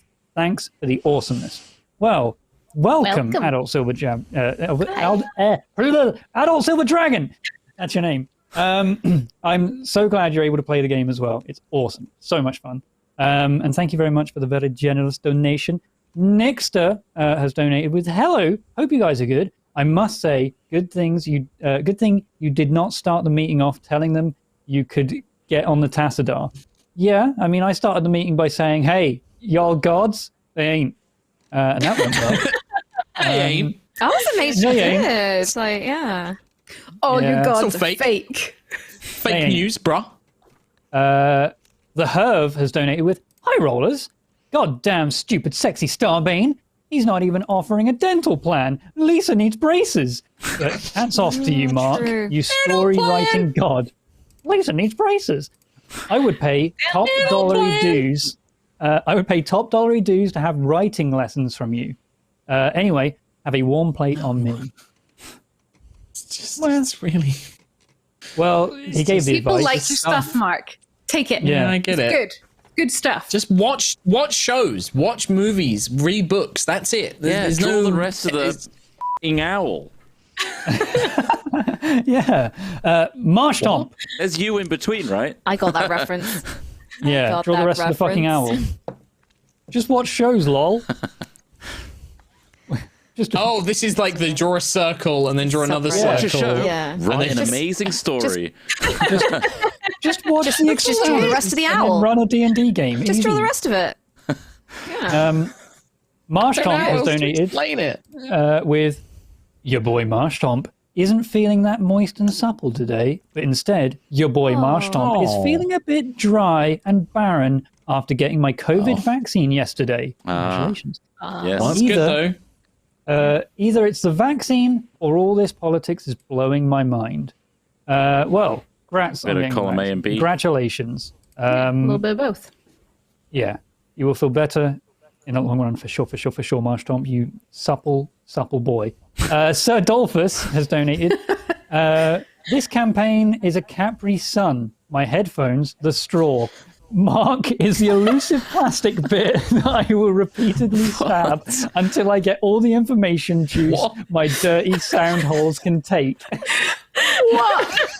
Dirty sound holes. Dirty sound holes. See, that's who I need to get writing advice from. I couldn't come up with that. If we had like a I'm gonna write that DVD or a down. book or something, I think that would be the review on the back. Dirty. This is like Capri Sun, and I keep Sound hole. stabbing Hey, Capri it. Sun. All the, Where you at? To get all the juicy story in my brain. yeah. Love the show. Keep it Dirty up. sound holes. Yeah. Keep it up, you juice boxes. Thank you very much, Sir Dolphus. Oh my Amazing. god. The Herb Squeeze has me. donated with, also, just saying, 100% would back Sentry to win an Aerois Battle Royale. Single action dumping 100 lay on hands points into herself. Hashtag Sentry hype. Hashtag Sentry for Astral Empress. Wow. Damn. There you go. There's I've a got a lot of hashtag you work don't to do get to get behind. there. Yeah. Jeez. Astral That's a Empress. long way. I know you had some pretty good. You had some pretty good speeches today, Ree. I was very. Yeah? There was some real heroic kind of paladin-y, like I made an oath 500 years ago, and I was Yeah. like, fuck yeah, I'd follow Sentry. I'm like, Yeah. get me in line. Yeah. I'm up. I'm Yeah. in. Talk about Yeah. a paladin oath. Like, how much weight has that Yeah, got 500 baby. years ago? Yeah, right. I'm not changing it now for no one. You dumb kids. Vibtsia, or VIVTSYA, with a quarter hundo. Hey, high rollers. Love you guys. Love you too. So, in addition to listening to you guys via podcast at work, I've been listening to a lot of audiobooks. Do any of you have any good books to recommend to me? Red Rising. Way of Kings. Starlight Archive, yeah. Wave Kings. All of Yeah, Starlight Wave Archive. Kings. Oh, Kings of the Mistborn as Wild by well. Nicholas Eames. Mistborn. Kings of the Wild by Nicholas Eames. Gideon the Ninth by Tamsin Muir. Yeah. Stormlight Archive is like See, I 21 love- hours as well. So Brandon so good. Sanderson. Maybe Yeah, start I love- with Mistborn, see if you like it, then move on to the. Yeah, I don't know if I would do Wave Kings to You start. guys. Yeah, you guys are all recommending fantasy audiobooks, and all I could think Yeah. of was, I just finished Alan Partridge, and that was great. It's gotta be Non-fiction. fantasy, right? Otherwise, Yeah, I just get out. Alan I just get Partridge, though. bored. You mean Cockfish Babtridge? Moriarty with a quarter Thank you. hundo. Well, we're halfway through, and I definitely wasn't ready for all of this. Mark's ability to create a villain that you just can't hate stresses me out sometimes because I can't help but being Team Yeah. Starbane. Well, there's Scott's recommendation. No, I sake. feel that. It's really hard to hate Starbane as much as I do. Yeah. Moriarty. It's so difficult. Moriarty is You kind of get him, Team- right? Team Starb. You Maybe we don't should have, even, like- guys. You don't even know the fucking half of it with Starbane. Let me tell you. You don't know He's the just half. cool, man. Like he's Get got outta all the here. cool points. Just misunderstood. Well, there you go. The We've got, very hungry Hadar. We could do our own very hungry caterpillar book. Oh my god. Incredible. Incredible. Who said that in Hangry. chat? Jim Bob in Discord said that. Nina's That's there. an amazing idea. yeah. Nina's on board. Nina, New oh T-shirt. no. New t-shirt. Very Nina, hungry I've just put Hadar. a couple of Nina, I've just put a couple of things in chat for you in our personal Discord. Enjoy that. Okay. Anyway, sorry. Yeah, anyway, Moriarty is hashtag Team Starbs. Sentry, obviously, hashtag Team Storm. Darth Day 41, that sounds like a pretty good deal, to be fair. Just change the flag, change the head on the back of the coins, and we get everything that he's offering. Sign me up. Clear skies and warm plates to all. Another one for hashtag Team Starbs. Varys has donated with no message, thank you very much. Doxel has donated. Mark, you beautiful, attractive, brilliant, amazing, and horrible man. I love you. I've been here since Lightfall, episode 1. For all these years, Wow, that's I've a long been- time. I've been a lurker, not having enough to say thank you, but I had to. Thank you for everything, all of you. Love, P. There you go. Thank you very much, you. Doxel. And thanks for Thank sticking you. with us for so long. Colonel Glenodal has donated with Greetings, Storm Chasers. I come to you with a warning. It seems that mithril gear has been released upon the world. Agent Solid Smeek hasn't responded since his descent into the gassy fart box in Shallow Bong Pineapple. Well, we're all going to die. Praxis Val. Shallow Bong Pineapple. That's amazing. It's also not helped by what Trot has put in the middle of the screen. Just Nova. Billy Halley with a generous donation. Thank you very much. Oh my god, Mark, you're a fucking genius. That quill vision of the world engine and Hadar was the best thing I've ever witnessed in any kind of media, movie, TV show, anything. Also, Starbane message was genius. Best episode ever. Oh my god, really? Even better than number 26? Really? Wow. There's a lot of goodies out there. Like, crazy stuff happens to us. There's a lot of good ones. More than Yeah. Moriarty once again with, never mind, now I'm terrified. I thought the world engine would work. Finally got my prints since mail is so slow in the US. And they are fantastic. Oh, let us know what number you got. If you got the ones with the numbers, that is. I love the fact that people thought the world engine plan would work. I love that. I love that we now know it doesn't. I mean, so good. it makes Starbane a little bit more terrifying because he's gonna do it. Doing it. He's gonna do it, and we have to stand against him because we know he's wrong. So now. weird. Why? Mere Kitty is donated with late to the party, so we'll have to VOD squad it again this week. That's okay. One day I'll log on in time to watch live again, I hope. Well, time changes have been going on. It's messy. Excited to see what happens. Fingers crossed Starbane or Hadar don't make any surprise appearances. Well, Mere Kitty. Well, Surprise! Crosshairs has donated with, hey, quick update. This week, I went from episode 68 to 75. The episode mark rolls 8 natural 20s in one encounter. Oh my god. While I'm here, rolling 4 nat 1s in a row. So, didn't get to watch that much last week, but we'll definitely pick it up this week. Keep up the good work. Thank you very much. Look forward to seeing you live, Crosshairs. Newton has donated again with, no crazy today. Maybe. Oh, wow. Starbay just pulled a Obito and declared war against all 5 nations. Danica is the Senate. Callus must feel like when you skipped my dono last session. Not mad, just disappointed. Wholesome vibes all round, rollers. Hey, you said we were going to read higher donation amounts, Newton. You were there. You heard it. Anyway, thank you very much. You did say that. Yeah. Crispy with a half hundo. Holy crap. What an episode. Mark, you wouldn't be prepared to rent out your brain for a while, would you? From what I've seen in chat and Discord, you'd have a lot of takers. Fantastic RP from everyone as always. That's Thanks a bit for the great start to my Monday. They want to steal your brain. Also, you guys all say this. You're literally saying like, oh, can we rent out a brain that works for 1 day out of 7? Do you think it works the other 6 days? It doesn't. I'm a potato the other 6 days of the week. I want to, back Mark up, back my boy up, but it doesn't work for the rest of the time. It's just He's on Valorant. Discord. We know. We hear it. Doesn't work. I'm playing Valorant. I'm like, bang, bang, click head. I've seen him play Valorant. You don't want that brain. Yep. You don't want this brain. Pretty it's messy. Bad. It's a bad brain. Anyway. Where did you get all of these? How are you so quick on this? There's a lot of gifts of you out there, Mark. Is it Yogsmiths? Yeah. I think it must be. Lyra has donated once again with, oh my god, so many juicy revelations. The glorious Final Fantasy VIII vibes. Mark, you're on fire. I like that one. And Bale has donated with, so that happened. Oh dear. I'm done screaming now, I guess. Excitement levels high. Stress level also high. Good luck with the end game, guys. We're in the end game now. We also had a donation from Saramana, a quarter hundo.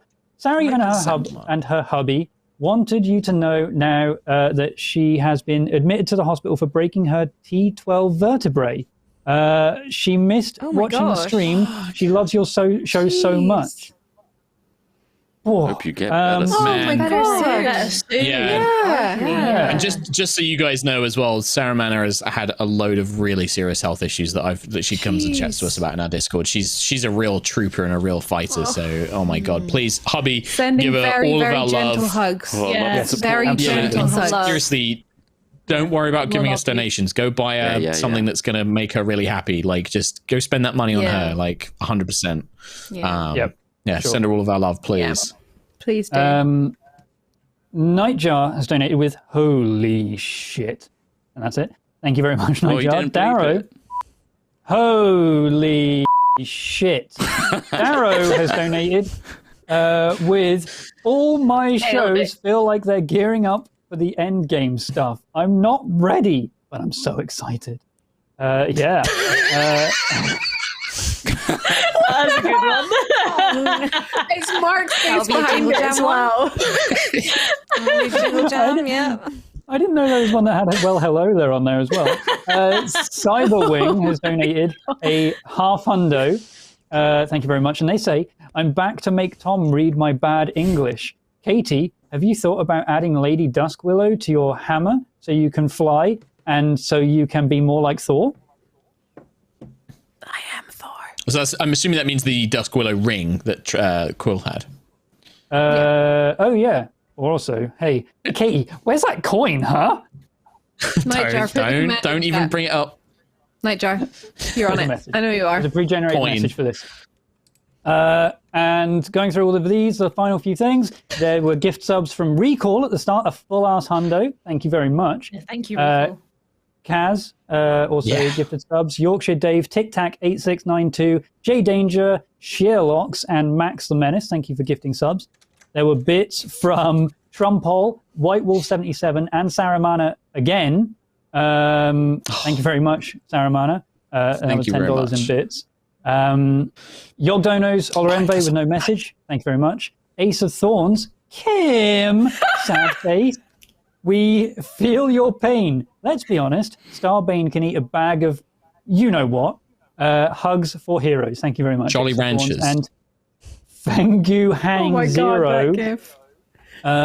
Started watching High Rollers last August. Just finished watching the finale of Lightfall Season 1. I'd estimate that after 84 episodes, Uncharted Territory, Dead Reckoning, and 10 one-shots and live shows, God. that's about 324 hours watched. 480 to go before I'm caught up. I believe in you. Oh my I believe God. in you. I mean, it's in 480 hours, you will see this message. You did it. You did it, King. Wow.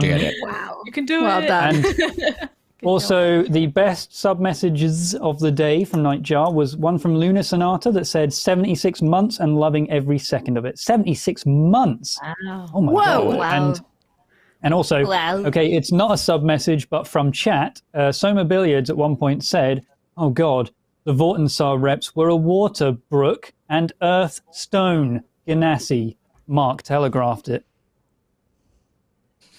Did you? Did you legit do that, Mark? Did you? Did you legit?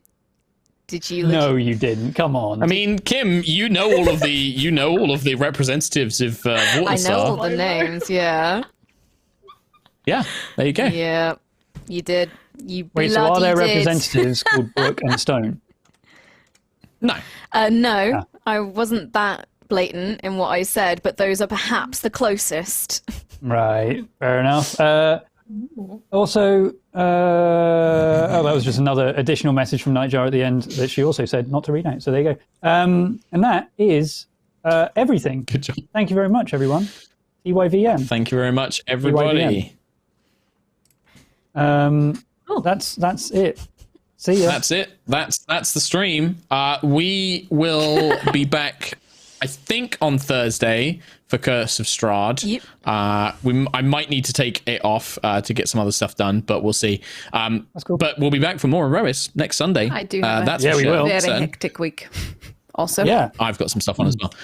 But also, just another very quick thank you to NordVPN and D&D Beyond for sponsoring this episode. Please do go and check out the links in chat or in the video or in the podcast description, hopefully, to go and check out D&D Beyond, subscribe up, and use that code on NordVPN to get all of that cool stuff with NordVPN as well. Please do use those stuff. Yes. Supporting our sponsors means good things for us. So go and do that. Thank you all so much for your donations. Thank you for your lovely messages and encouragement.